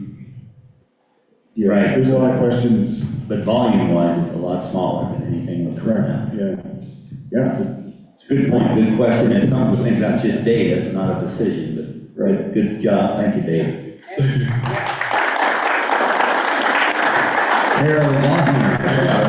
Carol, go ahead, answer. So as far as the landfill goes, once again, I'm not the landfill guy, but if I know there's permits, I know there's, you know, they have, okay, whatever, but if we get through, I don't have a dog in the hunt where to go. I mean, I just want to help make it go away, but I can't do that for free. But it would work with the clay, is his point. Right. I wasn't quite sure if it was also proposed that there are other sites that aren't the landfill, or were we just talking about the landfill? Landfill primarily, there's Okay. another formation exactly like it on what we call Blizzardine or on the end of Custer County, same formation. My But concern it's is. private ground, that's the difference. Right, but if it's not a landfill, the regulations That's are, they're written around cropping. And so there's not an agronomic rate for desert dirt. Right. I can't justify putting nitrogen out there. So that would not be an option. There's just no way to get that even approved. Right. But a landfill. Sure, and we can make it deep enough to make it flat. Okay, Carol Bottinger, there she is, and she's got two questions, and I'll let her ask them. Go ahead, and I won't waste my time. She can do it very well. In your letter of intent, it states that the generator for this site would be Round Mountain. And in your site management plan, I'll just read it. Purpose: the site is primarily for Round Mountain Water and Sanitation District, but we reserve the right to use this as an application site for future generators also. It's one thing to solve our problem, it's another thing to take somebody else's food. Can you comment on that, please? Fair enough. So that is my standard language when I submit a permit. Do I think that there's anything else around here that I'm gonna bother to haul up around mountain? No. Sam and I talked prior to the meeting. We could, in fact, I think the third iteration of the letter of intent, because I did redo that map. I think we did take the language out of there, that we do that. But most of my sites for the rest of Colorado, I have stuff coming in from multiple different places, multiple different times. So I just put that in there because that's how most of my sites get handled. But for this one, fine, we can be just this. Yeah, this is the revised Yeah. version? No, that is not the revised version. It is. I've got another one in folder, but anyway. Well, if it is, you know what, if it is, I'm willing to take it out. Hold the mic over to her and let her answer. You're willing to take that out so that this site will be only for the use of Round Mountain? Okay, thank you. Why is it that you're not going to incorporate it into the soil? When I hear the questions about smell and wind, can you explain how? Yeah, actually, I guess we could, but as a general rule, when you got established rangeland, I don't want to tear it up. I want it to stay established rangeland, put the fertilizer on the grass where it can use it, and stay grass. Now, there's been other arguments that I've seen where once you till it, we had the wind erosion issue, we got the water erosion issue. The grass actually mitigates all of those erosion issues. So in this case, especially since we've got this really well digested product, in my opinion, it's probably best just to leave it on top and not get into all of the other problems that could happen, weed pressure, all those other things. Just put it on the rangeland, let it get its fertilizer, we'll leave it alone. I was under the impression that this land was recently tilled. Is that No. not true? That's not I true? don't know where that came from, must have been one of those rumors. So they did till, they did till the east end of that. I think they're trying to put in, looks like, attempt at alfalfa. But that part is the no-go part, that's the red part of the map that we showed. So So the that, application site has not been tilled. correct. Are you willing to abide by some kind of marking of setbacks on this land when you apply it? So that we locally have some way of monitoring whether or not you are only putting it where it's supposed to go and staying back from that creek? So yeah, depending on whether the creek is running, whether there's live water, there's different rules required at the state level. We would put flags out there, not only for my community, but for your community, but for my applicators, so that, yeah, don't even turn around between here and the creek. This is your buffer, stay inside here. So we would do that. I actually recently learned the well that I was concerned about doesn't exist, down by the barn. There is an old hand-dug well, it's buried under an old cottonwood tree that fell over on it. Can't hear you. Oh, there's an old well there, that was a hand-dug well.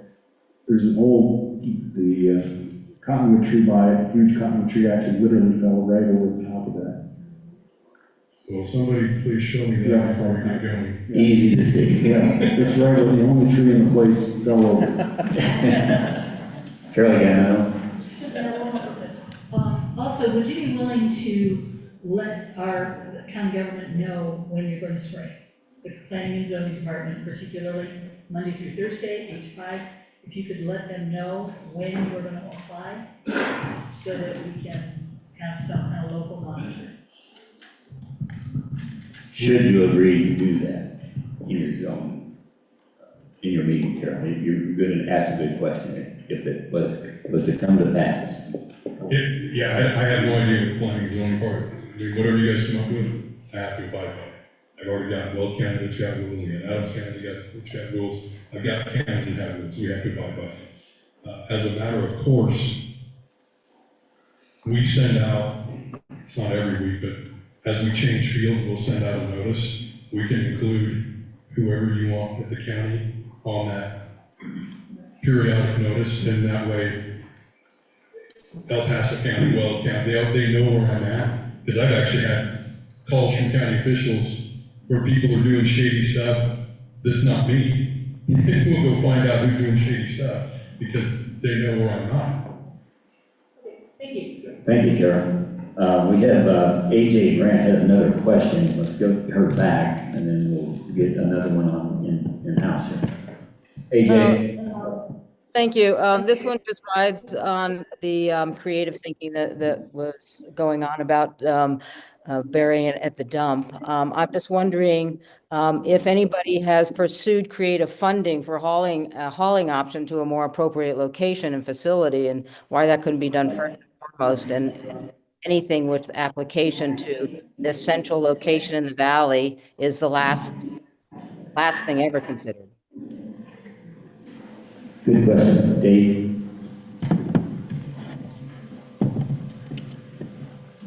We don't have the extra money for it, so if we had to generate it ourselves, it would be through fees, so that would take, up to a year to get that extra funds. That messes with our 180-day window. We'll gladly take donations. Pass the hat, Dave. That's right. What's the cost? Give them a rough cost of what it takes to get it away from 10 miles from here. If it goes to the springs, what's it gonna cost? Do you have a For ballpark? Pueblo, for Pueblo. Well, they would go. Get your mic. I would have to go to one of my nearest sites. You're looking at, it'd be past Pueblo, it'd be between Pueblo and Colorado Springs and Wing East. So you're looking at, what is it, 75 miles of freight? Well, more than that. Round trip would be. Yeah, I It's can't. 90, almost 90 to Springs. Okay, well, it's, Plus whatever. right, but south of there, but yeah, so I didn't want to try to split out. Ballpark. Double or triple your cost, I'm gonna guess. Probably triple. $1 million, is that what we're hearing? $900 million in outright. $1 million. And, you got 300,000, so we gotta raise 600,000 or more. Get along. Okay. All right, next question, Bill Christie, come on up. Bill's got a couple. And, he's got, you got them with you, I'm gonna hand you your cards. Bill Christie. I worked at a POTW for my senior internship undergraduate.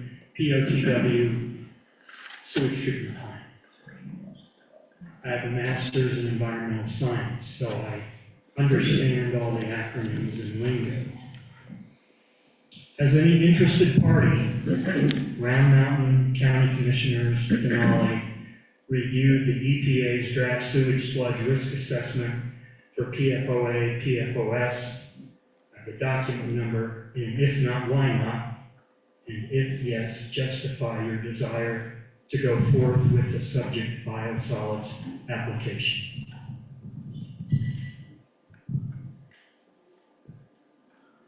I can't speak for the county, I can't speak for Round Mountain. Denali has reviewed that, and as a company, we're gonna have to deal with that. There's a lot of fallacies that are built into the assumption for the family that the risk assessment is built around. There is no family in the United States that I can think of that lives on the farm, drinks on the farm, eats chickens, and eats eggs off the farm, eats beef off the farm, and eats vegetables grown on the farm. And that's the basis of their overload to the system for that person. The other issue that I have with the risk assessment is back when the EPA did the 503 and they did the metals risk assessment, they did what I would call like a real risk assessment. They started to apply molybdenum, selenium, nickel, zinc. They put it on crops. They looked at what the effects of the livestock would be. They looked at what the effects would ever be. Basically kind of established an LD50 value. We do not have anything like that for PFAS. And I would submit that even though the 1 part per billion that the EPA used in the biosolids, the daily homeowner general influence is greater than that for most of the population. So I'm having a hard time correlating the family that doesn't exist in a risk assessment with reality of we're here, it's got to be dealt with, everybody poops, we got to do something about it. So I need to be able to find a way to move forward, and still today, I think that land application, fertilization is the most cost-effective way to move forward. It's also very efficient, you're recycling nutrients. Not so much here, but in Will County, those guys pay big money to get fertilizer. I'm able to charge for the biosolids up there, and it's half or way less than half of what they would pay for commercial fertilizer, but we're recycling nutrients. They put it in there, we eat the bread, we put it in the sewer plant. It builds up in the sewer plant, without knocking it back out, where it can be used again. That's how I justify it. Yeah, well, I think we'll be in pretty good. Go ahead, Bill. What he said. As any interested party, Round Mountain County Commissioners Denali read the Department of Justice case 2:24 CD 03084 DWL. If not, why not? What is it? Which is what? It was the California circumstance. Denali settled for 610 million, I think. 600. 110,000. Okay. just, it's interesting reading. It probably would be. That's not my area. I don't want to know. All I know is I can control my house, and that's what I want to control. Okay. Bill, you got none? Ed? I started out with 8, 1 has been answered, but I'm down to 7. These are pretty much quick. As any interested party, we all know who they are, corresponded with US EPA Region 7 and their biosolids program experts. If not, why not? You don't generally, other than on the annual report, because this is a self-reporting program, there is no EPA permit.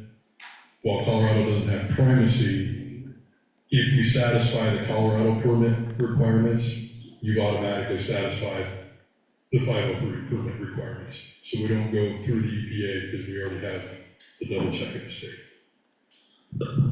At the federal level, they designated EPA Region 7, which is Kansas City headquarters, as the go-to, which is why I asked. We would submit the report to them, but prior to, it's a self-implemented. Why did Denali request an expedited review of the biosolids application letter of intent? That was March 6th, from Mr. Bond to Tim Larson, CEPHE.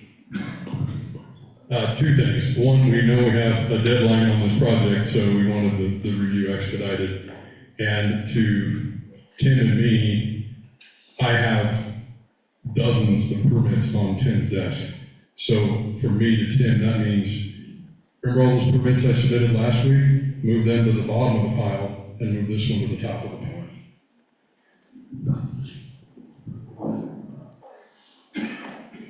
Why would Round Mountain, already suffering compliance scrutiny, develop a business relationship with Denali, a company proven to violate numerous environmental regulations on numerous occasions in numerous locations? Amen.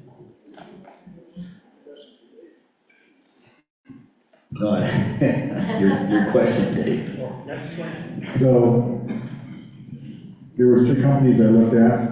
I think I mentioned it in a practical sense. Denali is the one that had the equipment necessary to do ours. I did not check outside the state. I did do a service check through the state to see if there was any, red lines or anything that would come up concerning Denali in the state of Colorado, and there was none. So that led to me. The biggest thing is they had the equipment, and they've been around for years and years, and I found no issues of violations in Colorado. So that's what my deciding was. And I didn't, just add an addendum to that. I did talk to Dave about, there is another company called Belfort, it's out of Nevada, and they have the equipment, but not necessarily current. I don't know, they've been down here as far as Trinidad, but that's it. But that was after Dave had done his research years ago. Who knows? But there is somebody else, if it had to be that.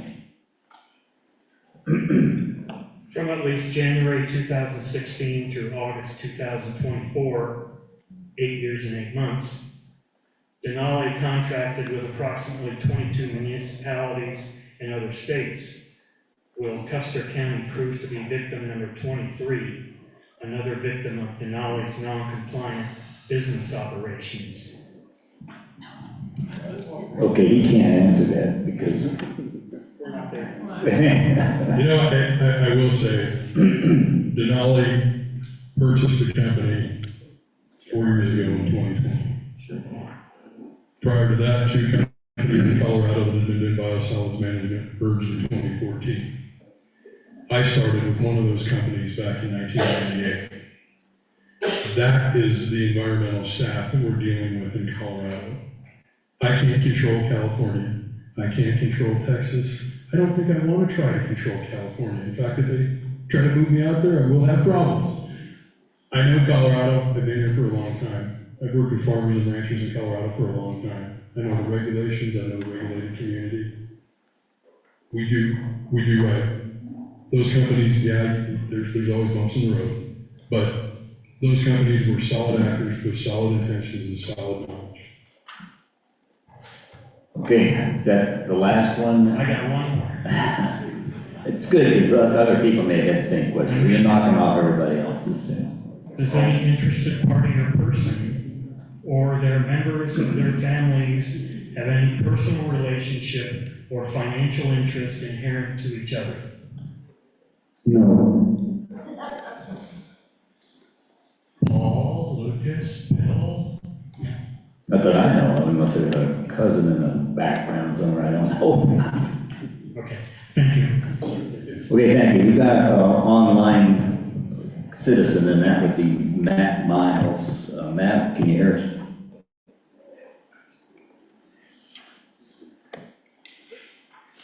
Yes, I am. See you coming up. Can you hear me? How about close to your mic? Not all, but can you hear me? Yes, but not loudly, Matt. Turn it up, I can get it a bit louder if you just. okay, go ahead and try it. Matt? Yeah, I'm here. Okay, now we can hear you. You hear me now? Hey, we got you, go. It's really boomy for me on this end. Turn it down, Dave. Keep going, Matt. I heard earlier that Mr. Snyder said that this material was wonderful fertilizer.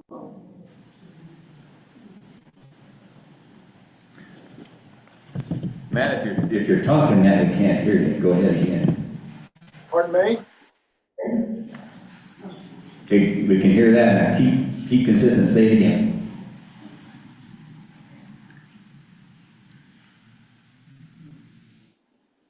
Can you hear me, Mr. Snyder? Now, when you say, can you hear me, we can hear you, but then nothing after that.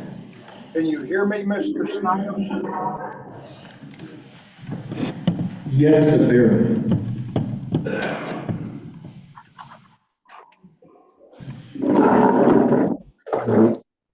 How about this? Is it any better?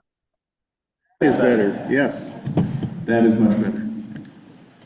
Is this material, is it, as you said earlier, wonderful fertilizer?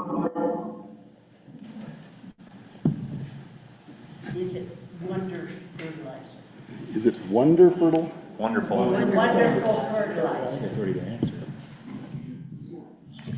I think we've addressed that already. It is lower than normal in nitrogen, but it's well. I heard that, but are you going to stand by your indication earlier? This material is wonderful fertilizer. Yeah. Fair enough. Now, would you agree with me? And I'm going to read from the letter that Mr. Luke Bond, environmental director of Naughty Water Solutions, sent to you, that the applied solids only contain 0.35% available nitrogen per ton.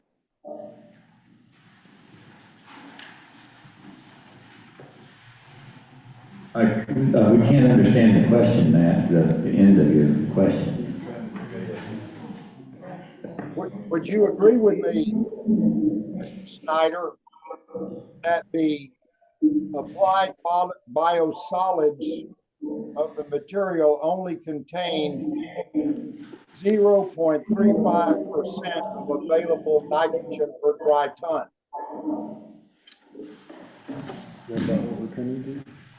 He's looking it up. That was real quick, Matt. That was in that email that I did, based on the agronomic rate. That's what I was looking at. It's nitrogen. Nitrogen is nitrogen. Plants don't care. Okay, man, ask a question.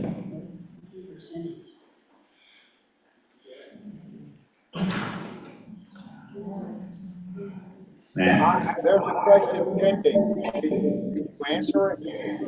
It was answered. it was answered. He said nitrogen, nitrogen, and it is.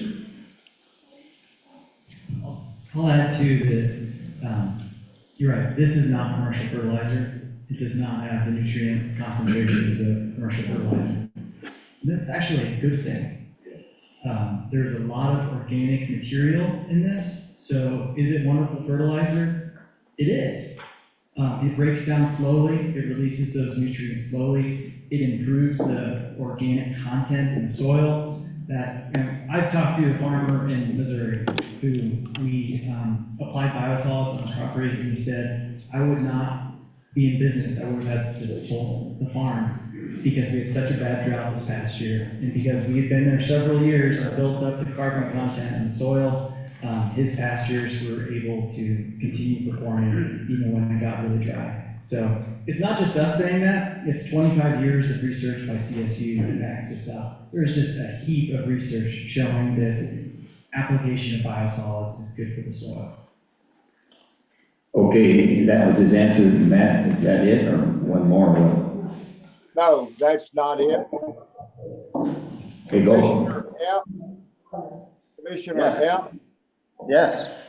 Go ahead. Be so kind as to read into the record that that letter that I sent you before the meeting started, please, sir. He's got it, man. He's pulling it up.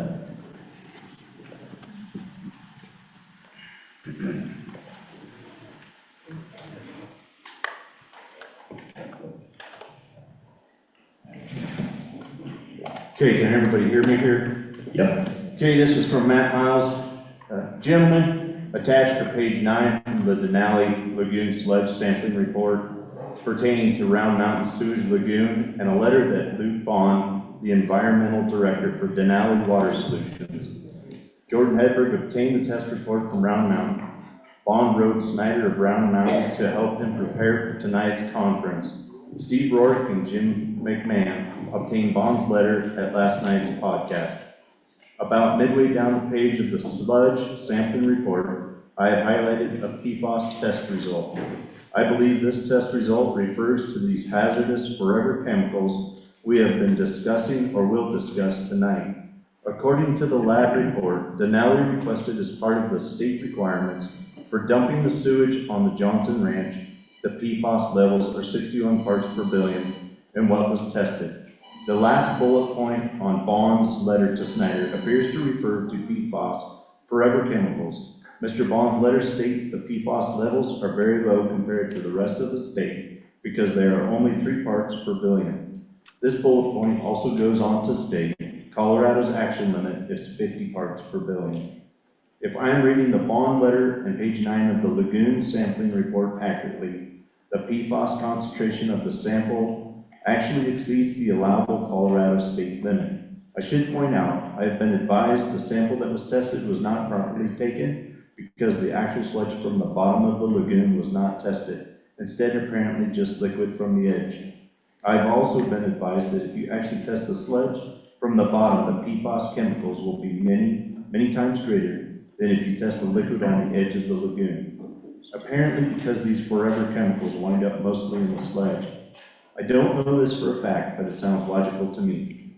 Another bullet point of significance appears at the 12th bullet point down from the top. The bullet point states that the biosolids which Denali and Round Mountain seek to truck to the Johnson Range only contain 0.35% available nitrogen per dry ton. Apparently, there may not be much real fertilizer in this material. What is in the material is years and years of hazardous chemicals which people in the towns have flushed down their toilets and which is now concentrated in this sludge. No one with full knowledge of the relevant facts would ever dump 250 semi-truckloads of sewage sludge containing this gunk on their farm and call it fertilizer. I would ask that the BOCC read this letter into the record at tonight's meeting. arranged to make the email and attachments part of the record and prevent something like this from ever occurring in this beautiful valley in the future. Thank you for your kind consideration in connection with the foregoing. Okay, thank you, Matt. Is that it? No, I have another brief request. All right, we're at And that is that Mr. Lynn Arrigo publish those two attachments to my letter, or that this commission actually publish those two attachments to all those present. I know Mr. Arrigo has those attachments. And so then my question would be, is Mr. Bond's letter incorrect or inaccurate? Or are the PFAS results supplied to Jordan Hedberg incorrect and inaccurate? Thank you very much. Okay, I think we can answer the last part of that for sure. Go ahead, Ben. Yeah, so as we stated earlier, the first test was a liquid sample run with a solid sample method. So the second test was a solid sample run with the solid sample method to be more accurate. Okay. Do we have the test result for the solid test? No. We forwarded that today, but I don't know, I have no idea if you have it yet or not. We don't. And from what part of the lagoon? So, okay, no questions. All right. This would be from the sludge layer. No. Okay, I would like to have Joyce, you're still here. Come on up. And after that, on Zoom is Wade. Joyce Pirelli. Yeah. She's got a couple similar questions, so if Yeah, you need your sheet. Unfortunately, I can't present what I sent in the email, but I will try to bring up a few things that were concerning to me. And I have a feeling that most people in here are most worried about contaminating our water. And I do question, since I didn't see a specific presentation from Denali, I got a nice presentation from Round Mountain, but I didn't see a presentation from Denali with environmental protections around water that goes through the property, FEMA floodplain, and how far away the setbacks would be, where they are on the property, where the stuff is going to be dumped, how thick is it going to be, and I don't know anything about those groundwater tests that you refer to, but it would be nice to have some of this information available to the public so we could follow up with questions. This is kind of an introductory meeting that is posing a lot of questions, from as a result of the meeting. And I think about how close in proximity and how low in elevation the entire site is, especially the eastern half of the site. Having seen a plan that shows where this is even going to be, disposed of, spread. And I am concerned about the future. All those sites that you talked about in Colorado, are any of them similar to this site in terms of low elevations, close to major drainage down the valley? And No, I don't know. I mean, when's the last time we had a 100-year flood here? For a horizontal depiction of where the water coming out of Mason is going to go, and the rest of the creeks that seem to merge in this general vicinity. Thank you. I feel like the general question there is, what is the environmental assessment, risk, and whatnot? I guess it could have been a presentation. The biosolids regulations at the federal and the state level are designed to be protective of the environment. So at the federal level, when they decided that a 33-foot setback from a stream and putting nitrogen down at agronomic rates and all of those conditions were met, that was protective of the environment. So biosolids as it is already one of the most regulated, if not the most regulated fertilizer there is. You can take as much poop from any other animal except for people and put it wherever you want, in whatever quantity you want, however thick you want. and nobody can say a word.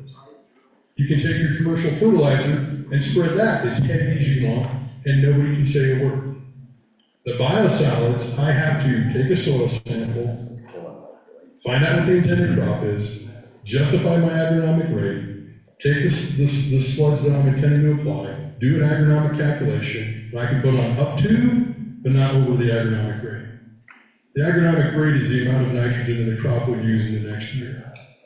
The reason why that's protective is that that crop theoretically should pull the nitrogen from the soil in the growing season, and that nitrogen will be removed from the environment and not available to go down through the soil profile. So that's why the agronomic rate is so important to all of our regulations. The beautiful thing with lagoon sludge, there's not very much ammonia, so that is more mobile with water. So almost all of the nitrogen that is available will be organically held. That has to be decomposed. So if you have a drought year, and I put down 50 pounds of nitrogen, theoretically, it won't mineralize in that drought year because the soil microbes are just as thirsty as the weeds and the grass. So it just sits there until you get a nice wet year. Then the soil microbes will break that down. It'll become available in the wet year, and the crop can use it. And so that's how the EPA has decided that we're protecting the environment. And nitrogen is actually probably the most, by volume, one of the most greatest constituents of biosolids. There's also a lot of phosphorus. And it's also the biggest environmental risk because of its mobility in the environment. The metals, the PFAS, we've got oodles of studies with PFAS. Even if it's there, PFAS likes to adhere to clay particles, PFAS likes to adhere to organic matter. It was stated earlier that the PFAS will be found in the sludge more than the water. As a general rule, that's true, because the PFAS will stick to the organic matter. So if we put the PFAS, and we don't even have rules regarding PFAS yet, but if we do put it out there, it's going to want to stay in that top soil layer, top organic layer. It's not going to move through and get into the ground. The nitrogen's protected, the phosphorus is protected. The whole regulation is designed to protect the environment, and that's why we do what we do. Okay, done? Yep. Okay, Wade's online. Yeah, sorry, I came in a little bit late, so this may have been discussed already. What time of year are you planning on applying this? Yeah, you did miss it, and I think it's in May timeframe is what they're asking for. Got another one, Wade? You said that was May? Yes. Okay, thank you. Okay, I need Joe Barnes up here, Custer County Conservation District Supervisor. He's got a written letter from Robert Miller he'd like to read.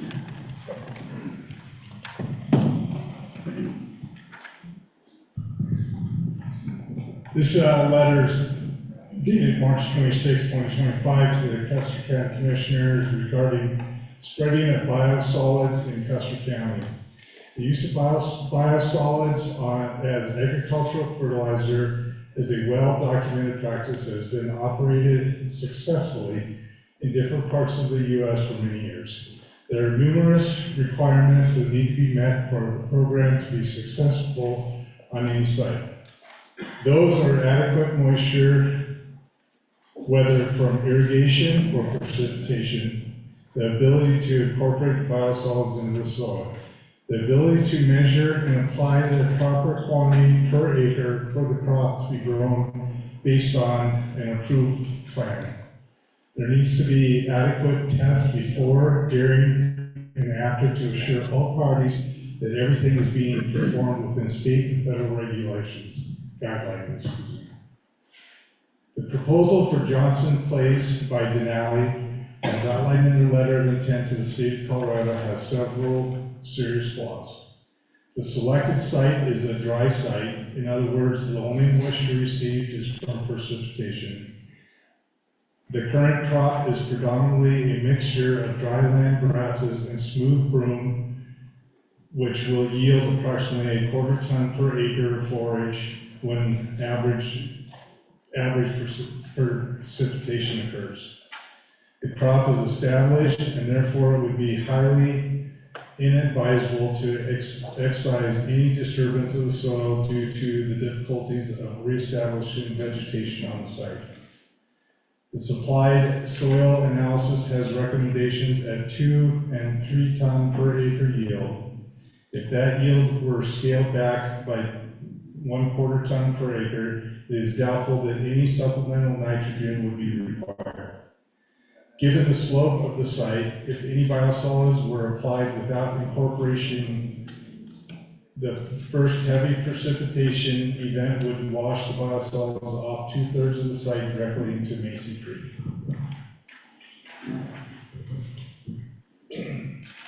In summary, the site is totally inappropriate for the application of biosolids, and the project should be canceled on this site.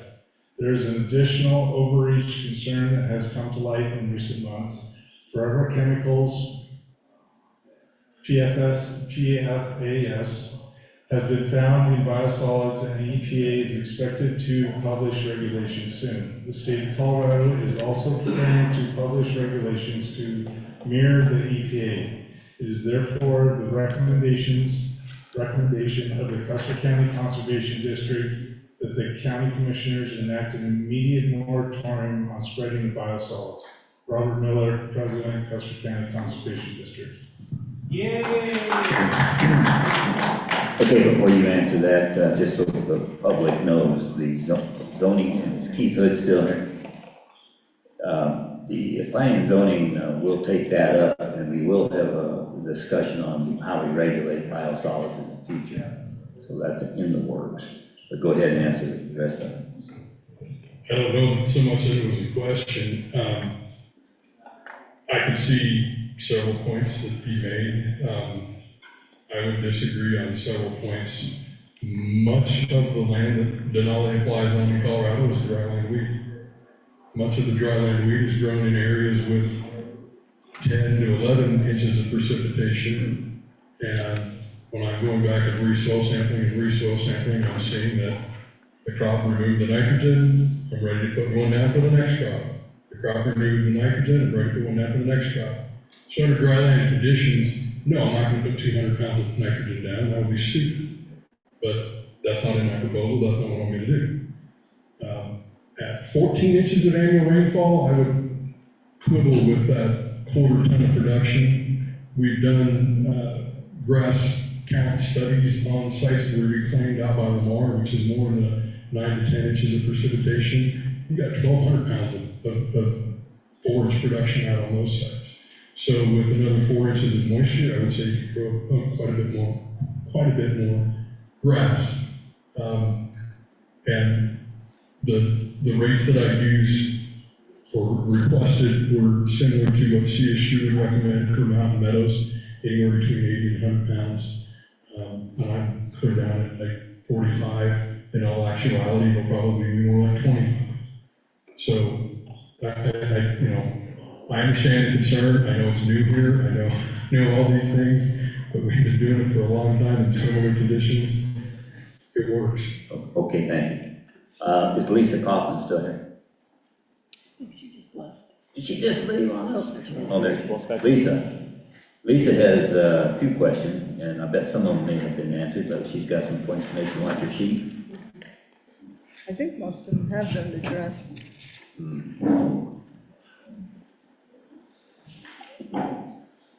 Here is the mic. Sorry if I missed this. Is there any history for distribution of any substance between Round Mountain and landowners? And if so, for what purposes and at what exchange of funds or otherwise? The desludging in 1991 was way before I came here. I cannot find any. I looked at the records, could not find any. I don't know. Maybe you see Jerry Lyman did sometimes, ask him, but I do not know. There's no records of any financial transactions. Sorry, but Okay. so no. So another one is Round Mountain in contract with Denali to spread sludge? And what is Denali's proposed cost to spread the biosolids? I think you talked about that already. And if contracted, can it be retracted by Round Mountain or Denali? Is it binding, is essentially what my question is. I mean, if another property or whatever comes up or a better decision, are we locked into this at We are that not locked location? into the property. We signed a contract with them. There's ways to get out, but it would probably cost a lot more. So, Okay. but it isn't permanently binding on this section of land. It's important to know that the property's up for debate, and you don't have approval yet to even put it on that property. Right, we don't have CDPHE approval yet. Right. Thank you. Okay. My next question was, what is the public's process going forward?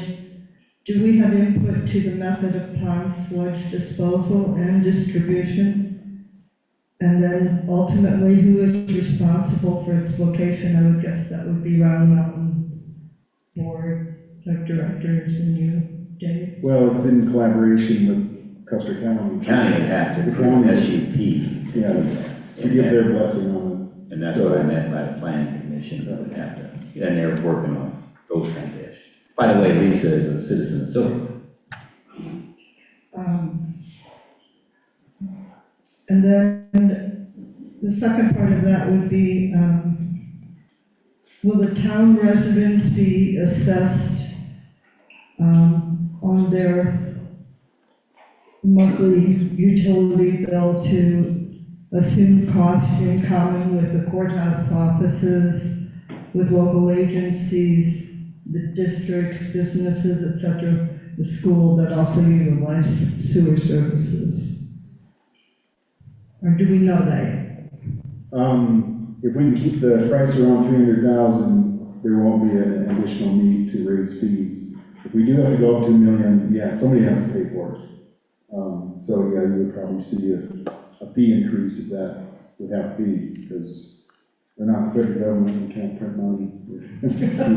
I wish we could, And a good side note there to bring up is how do you pay for it? I did talk with Trent Stafford, Kirkpatrick Bank. He did talk to Dave, that if we evolved into something like that, if it couldn't go anywhere else, like the dump or anywhere, then it would be a bond issue, maybe to pay off a loan or whatever later on. Yeah, if this is the only project, that could be realistic, but you need to know that we're also doing a $3.5 to $4 million reservoir project. That's Division of Water Resources has required us to put in. So that project is 75% funded, we're $1 million short. I'm hesitant to take out a loan against this one, because that would probably get us into a unwelcome reality that to get another loan on another project, we would probably start getting the amount of loans would cause hesitancy for a loan agency. So I'm kind of saving that loan for what I know I need for the reservoir project. That's probably going to take off in the next year or two. Thank you, that was great information to receive. Okay.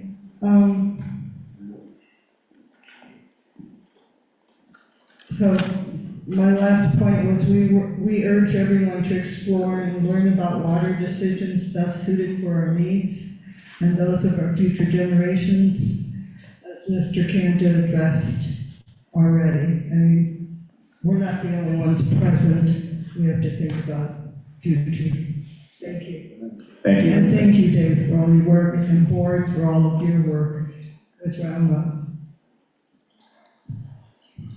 Okay, Steve, Rourke had just a quick one, and I'll read it. Is Steve here still? I didn't see him.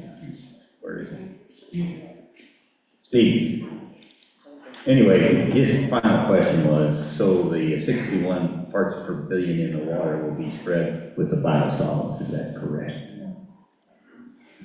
So I think what he's talking about is the first test was the liquid test. And is that test accurate for the liquid, or is that just test really just needs to be thrown out because the test was done incorrectly, and we don't know what the actual, liquid numbers are, and I'm sure we'll get the test results from what the actual solids are in time.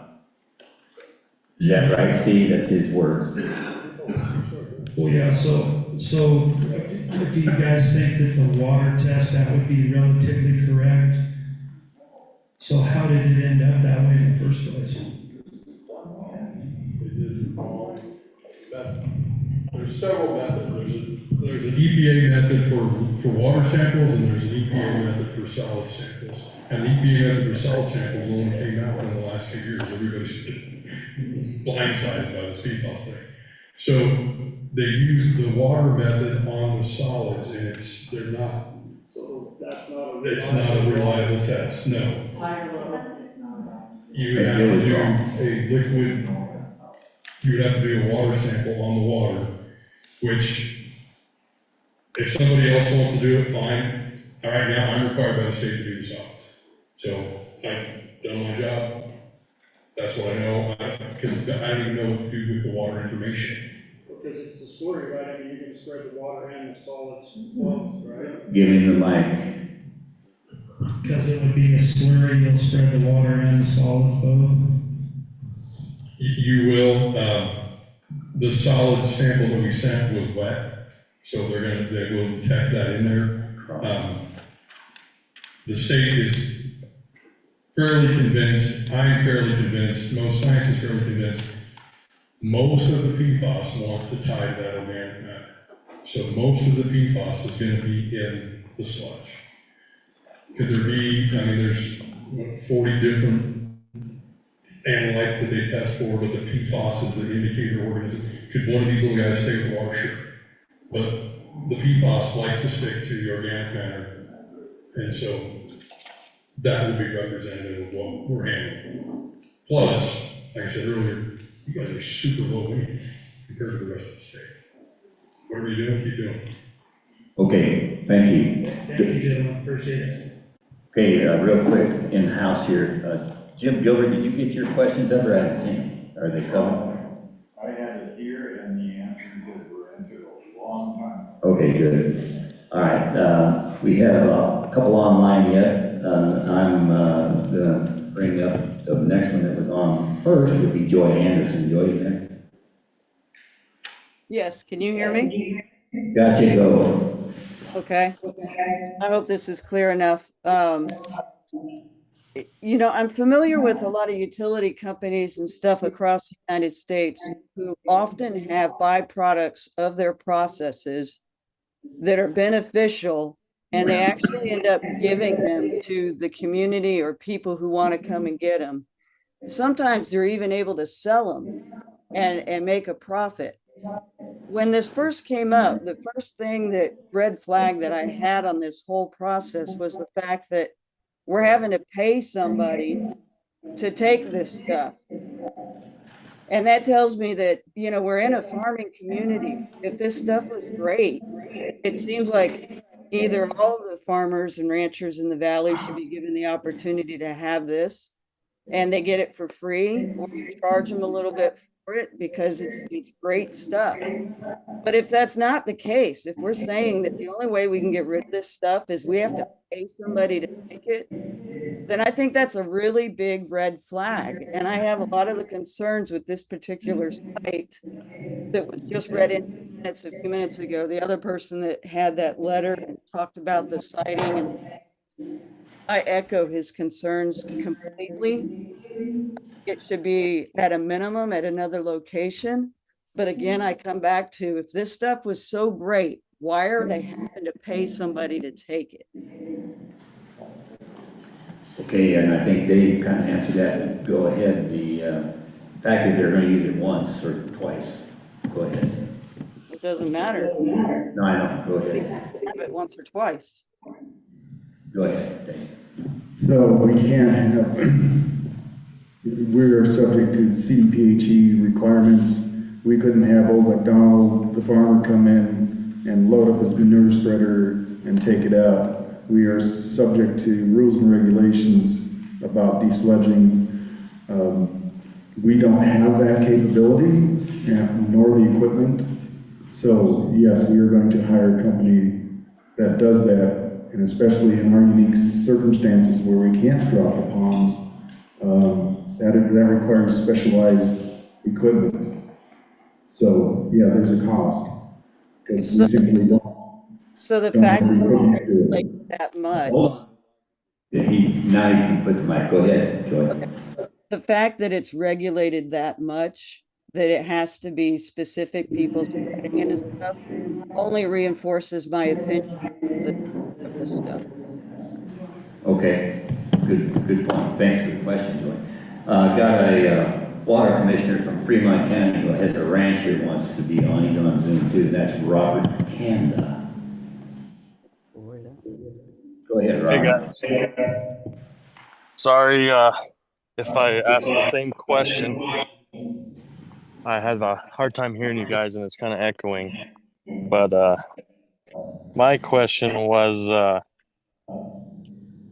is this old sludge have higher PFAs? And I get the new treatment process and how great it is and gets rid of all the nutrients and all that. But if this old sludge could have a chance for higher PFAs, and why would we put it on a tributary to Grape Creek, which leads to the Arkansas?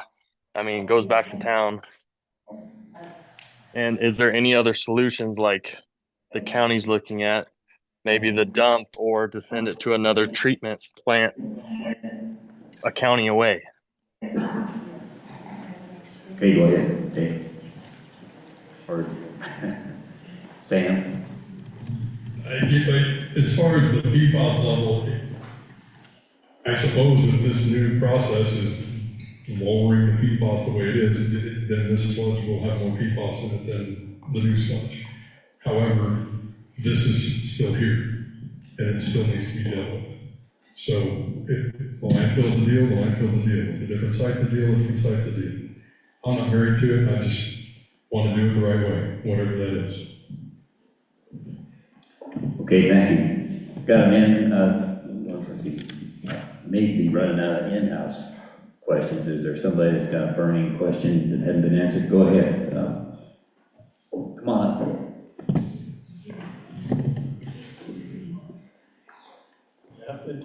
Actually got asked. Go state your name and which we know. Go ahead and state it for the record. It's John Andor.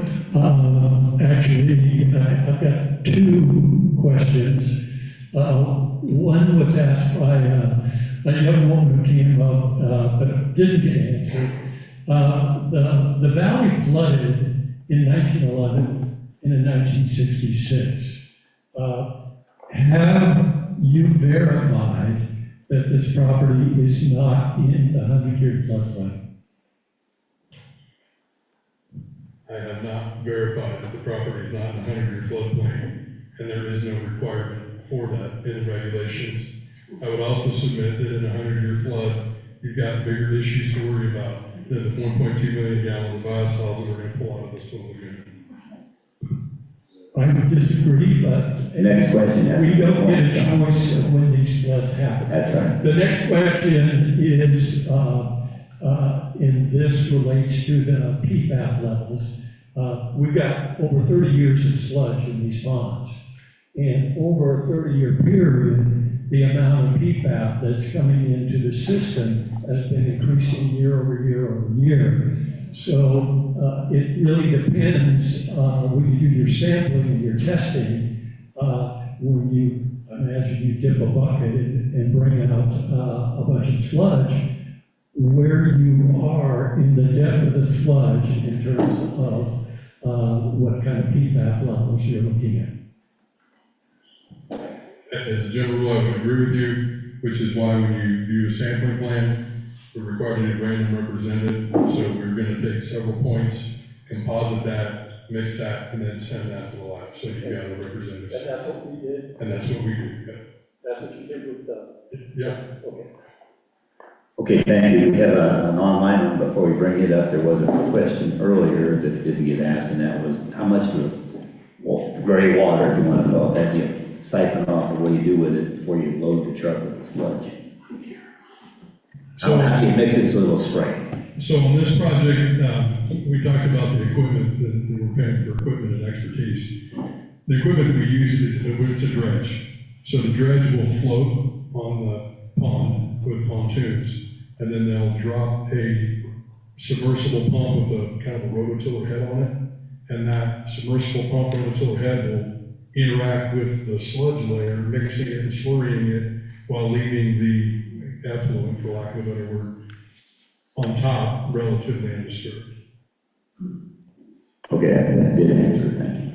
And we got Lynn Arrigo on line with 2 questions. Oh, there he is, I thought you were online. Lynn, come on up. Thank you. I have a couple of questions and comments. First of all, Hold on, get on the mic first. okay. State your name first. Lynn Arrigo, I'm pretty loud without the mic.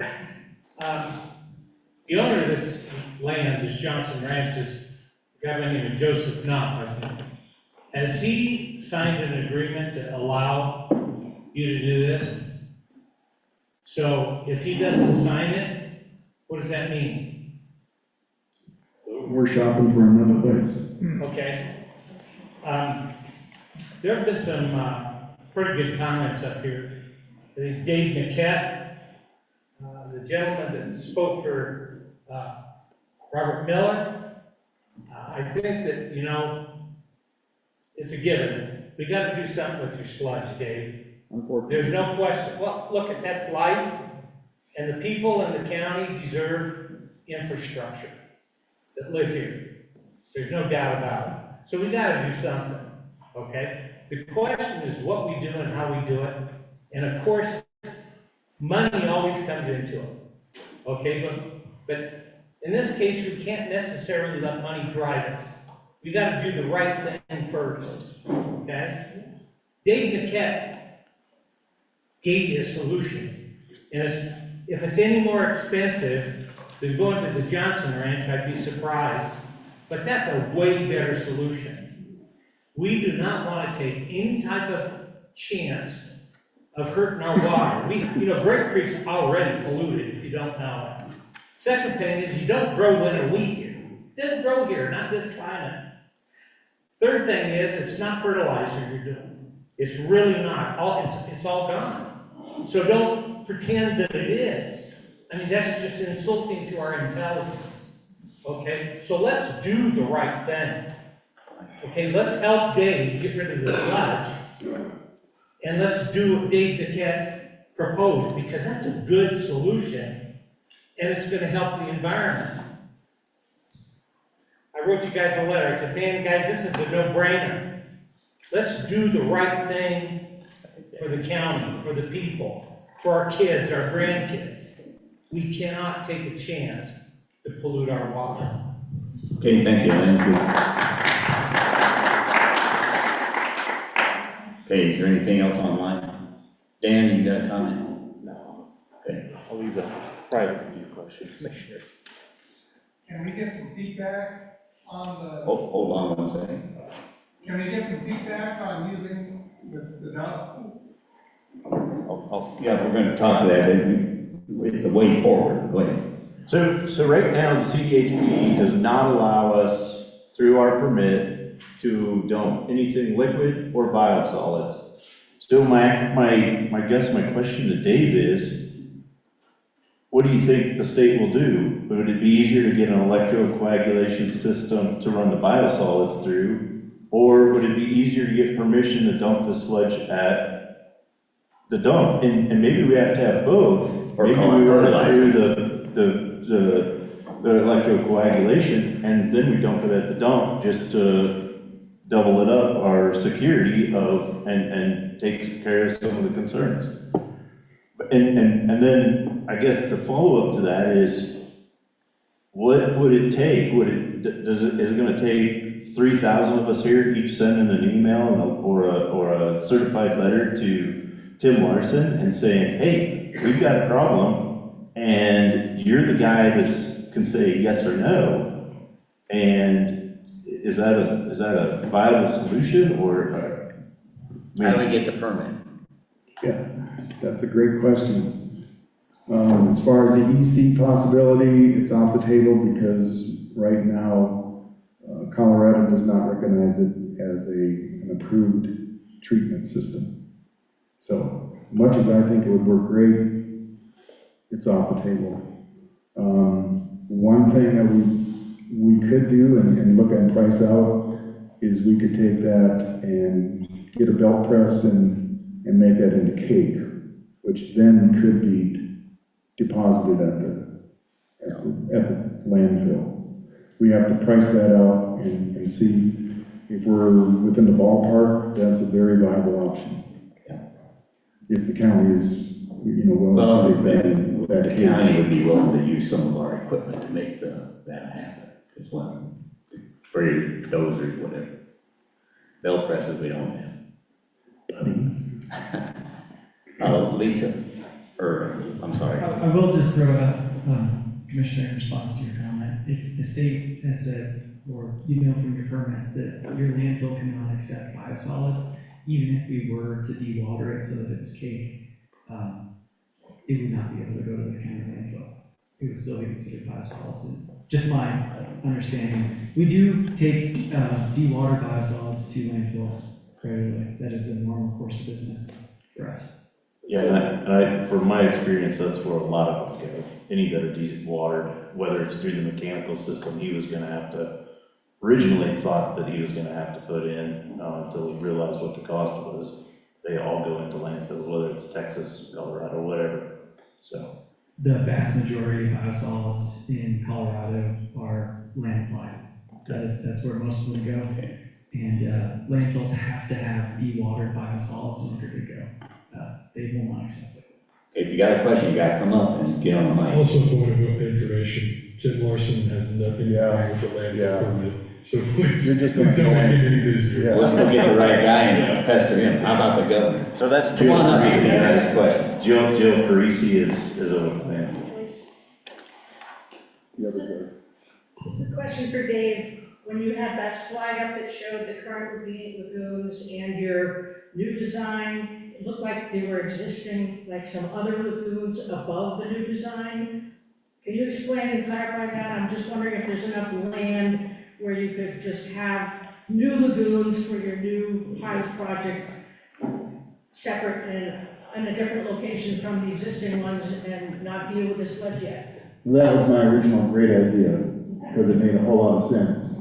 But CDPHE discovered that because if I use the new set of lagoons, putting that amount of infrastructure in there without official CDPHE approval, that's what discovered that. Also, the new lagoons don't have a discharge permit on them.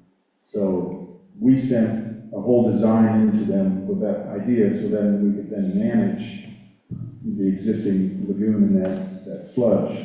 But they scuttled that because they would not approve that amount of installation of infrastructure without official CDPH approval. And then the catch-22, since it's not a approved treatment by the state, they don't recognize it as approved treatment, I can't get approval for that.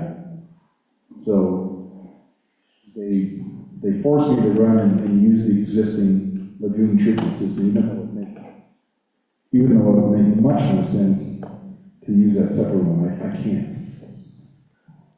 Welcome to CDPHE. Right. If somebody had a question over here, come on over. This is a very simple question with a very simple answer.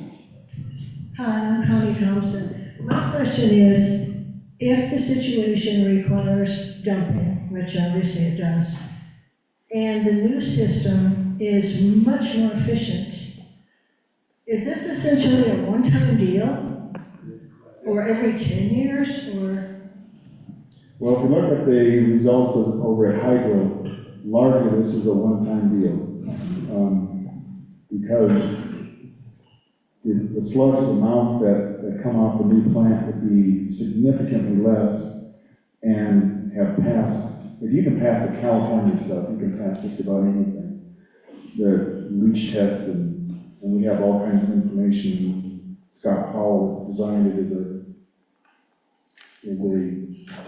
a geek when it comes to, he'll put you to sleep with all the information in that about his system. So as far as a major, yes, this would be a one and done. There might be a little bit left when we actually, if we get it approved, we would actually do what your suggestion, we will get the second cell actually operational. We'll draw down and rehabilitate that first set of lagoons. There might be a little bit of residual, just don't know, but there might be a little bit of residual sludge left from that original one because we can't get down and get every little bit of it with a dredge. But the concept of every 10 years, no, that goes away. Good, thank you. We have another question, Paul. Paul Wilson, I have a question that was asked me the other day, and they wanted to know about your dumping on a property that has been reduced in size, is that correct, from 130 acres to 80 acres? Is that the drop zone now? Correct. The original property is 320 acres. When we took the soil survey map and excluded all of the potential groundwater areas, we got down to what it was 140, whatever it was. And then I went in and buffered the streams at the 200 foot, assuming that there would be live water. There's not, it'll be a little better, but if there's live water, then we're down to 89 acres. Okay, so the other part of that question is the dumping process, is it going to be an overlay? So you do one pass, and are you going to come back and do multiple layovers? Would that increase the pollutants to the soil? So the agronomic rate that's in the letter of intent that everybody's got at 45,000 gallons roughly is what I'm approved for. When you surface supply out of a honey wagon, depending on how thick you pump it and the slope, you can't get 45,000 gallons to stick and stay put. So plan A would be basically not quite cut that in half, but cut that in half and basically cover the whole 89 acres, which would take me from 45 pounds down to like 25 pounds. Or take some of the area and go up to it, but yes, put it down in multiple flights. And depending on how long it dries, depending on what the weather's like when we're out here, depending on a lot of things, those are kind of my operational parameters that I will work with. Their only concern was the multiple layers adding to the pollutants. That the multiple layers still has to be less than, or the multiple layers can only add up to the approved limit. So once you've got the approved limit, you can't go over that. If it takes me 2 passes to do that, okay, but I can't go over that. Yeah, that was the question. Okay, anybody else up here? Anybody online? No. Okay, next steps will be, what do we do next, right? And how do we take the data we've got right now and several options we've heard and come up with a consensus on what's the next thing, whether it's raising some more money or going to the landfill, lobbying, or haul it somewhere else. So zoning and planning will take up the issue with how we handle biosolids in the future later. Got something else? I just wanted to emphasize a couple of things. The county may be limited. I want to create an expectations situation here. The county may be limited in what we can and cannot do because this is primarily governed by state law and state regulations. But beyond that, to the extent that anyone wants to individually put their input into this application, the group that has the greater role in this application is not the county, it's the Department of Public Health and Environment. And to the extent that there are comments that any individual wants to make, that's the entity who you really need to make those comments to have the most effect, because they're the ones that have the 55 pages of regulations dealing with biosolids that everybody's been talking about. Again, whether the county can or can't further regulate that is to some degree an open question that I'm still looking at. But definitely the agency that can and does regulate these applications is clear, and that's the State Water Quality Control Commission and Water Quality Control Division, I guess it's the division, at the Division or Department of Public Health and Environment. And he's perfectly right, but we can add a requirement like that, if we don't want to dump it, then it's fine by the state, then you could do that. Meaning the smell or whatever. But good points, everybody. Let's see, there's something else on my mind. Sorry, I lost it. Any other points out here? Jim Gilbert first. Come up by a mic.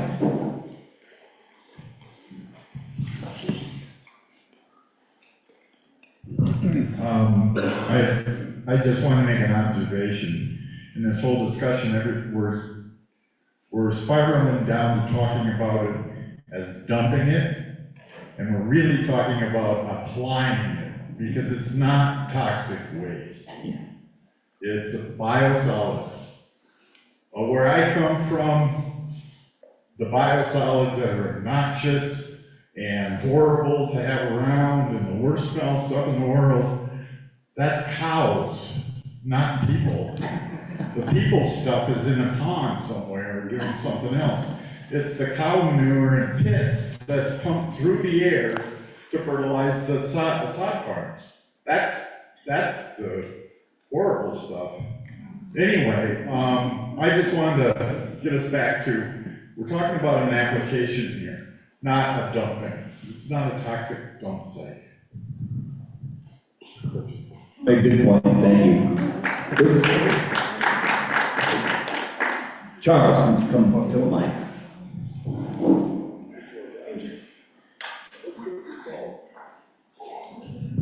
This is not technical. This meeting is for communication.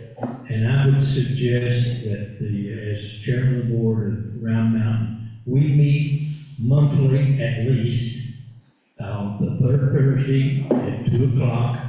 It's an open meeting, and it's pitiful that the only time we get significant input from the public is when the bill goes up. If you really want to know what we're doing on an incremental basis, you're certainly welcome to come and join us on the third Thursday at 2 p.m. at the basement conference office. So, I mean, this is a great meeting, but hopefully, if something like this comes up again, we won't have near the crowd and near the questions, because they will already be answered. Thank you, Charlie. Got a question in the back again? Yeah. Be quick, because everybody's getting anxious. It's bedtime. One more here, fellas. So, Steve Rory. Steve Rory, folks. So when you guys took this test, how long ago was that you took the solids test that's going to be accurate?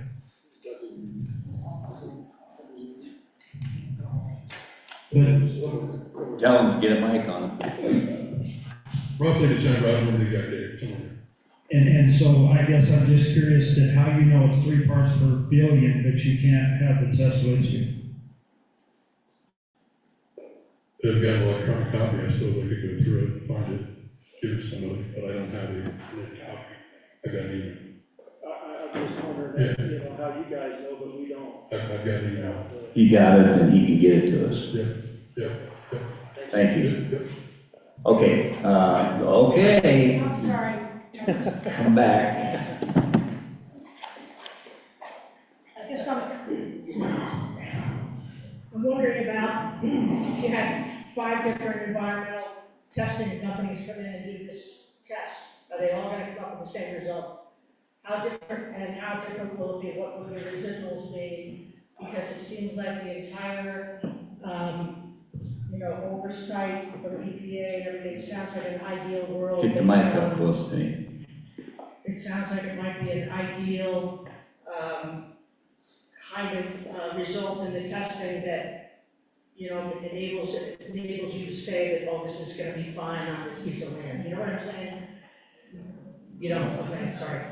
I'm just trying to understand how the methodology of the test of the sludge would vary if you had 5 different companies come in and do it, and if the results would be a lot. Are they calibrated and standard tests? Yeah, so the test is standard, there's standard QA, QC, but there's gonna be a bunch of background variability. So, and I'm not a statistician, so please don't ask me to go there, is 3 parts per billion and 5 parts per billion statistically significant? I don't know. But what I am seeing is a trend across the state where our more metropolitan areas are averaging between 15 and 25 parts per billion. And things that they have that you guys don't have, dry cleaners, car washes, commercial laundromat, those kind of things, chrome plating. I would be inclined to believe that the numbers here are low because it is a rural community without a lot of industrial inputs. And unless you have, I don't know, a Gore-Tex test or something every fall that I don't know about, I just don't see where it's gonna come from. I mean, most of it is in our personal care products and those kind of things. And with this community not having those industries, I'm inclined to believe it. Is it 3, is it 4, is it maybe, but do I think that you're gonna compete with Denver Metro that's up in the 20s? I don't think you will. I really don't. Unless there's been forest fires fought with PFAS flame retardant around here, then someday there could be a shocker in your system. Okay, all right. I'm going to call it quits here. I want to thank everybody. And first of all, I want to say thank you, Charles, with monkeys on your back to bring this forward. And it's monkeys on the municipalities and the county to help you come up with a solution or participate in whatever that might be in order to do 2 things. We got to have clean water and we got to have a place to deposit the poop. And the timely thing without killing the municipalities. The third one is? Dollars. Well, maybe, yeah. That's a fact. No, the dollars are there, if we can do it for the dollars there or the dollars, but we have to help some, help labor, whatever, and money is required. Okay, thank you. I'll adjourn this meeting at 8:06. Thank you.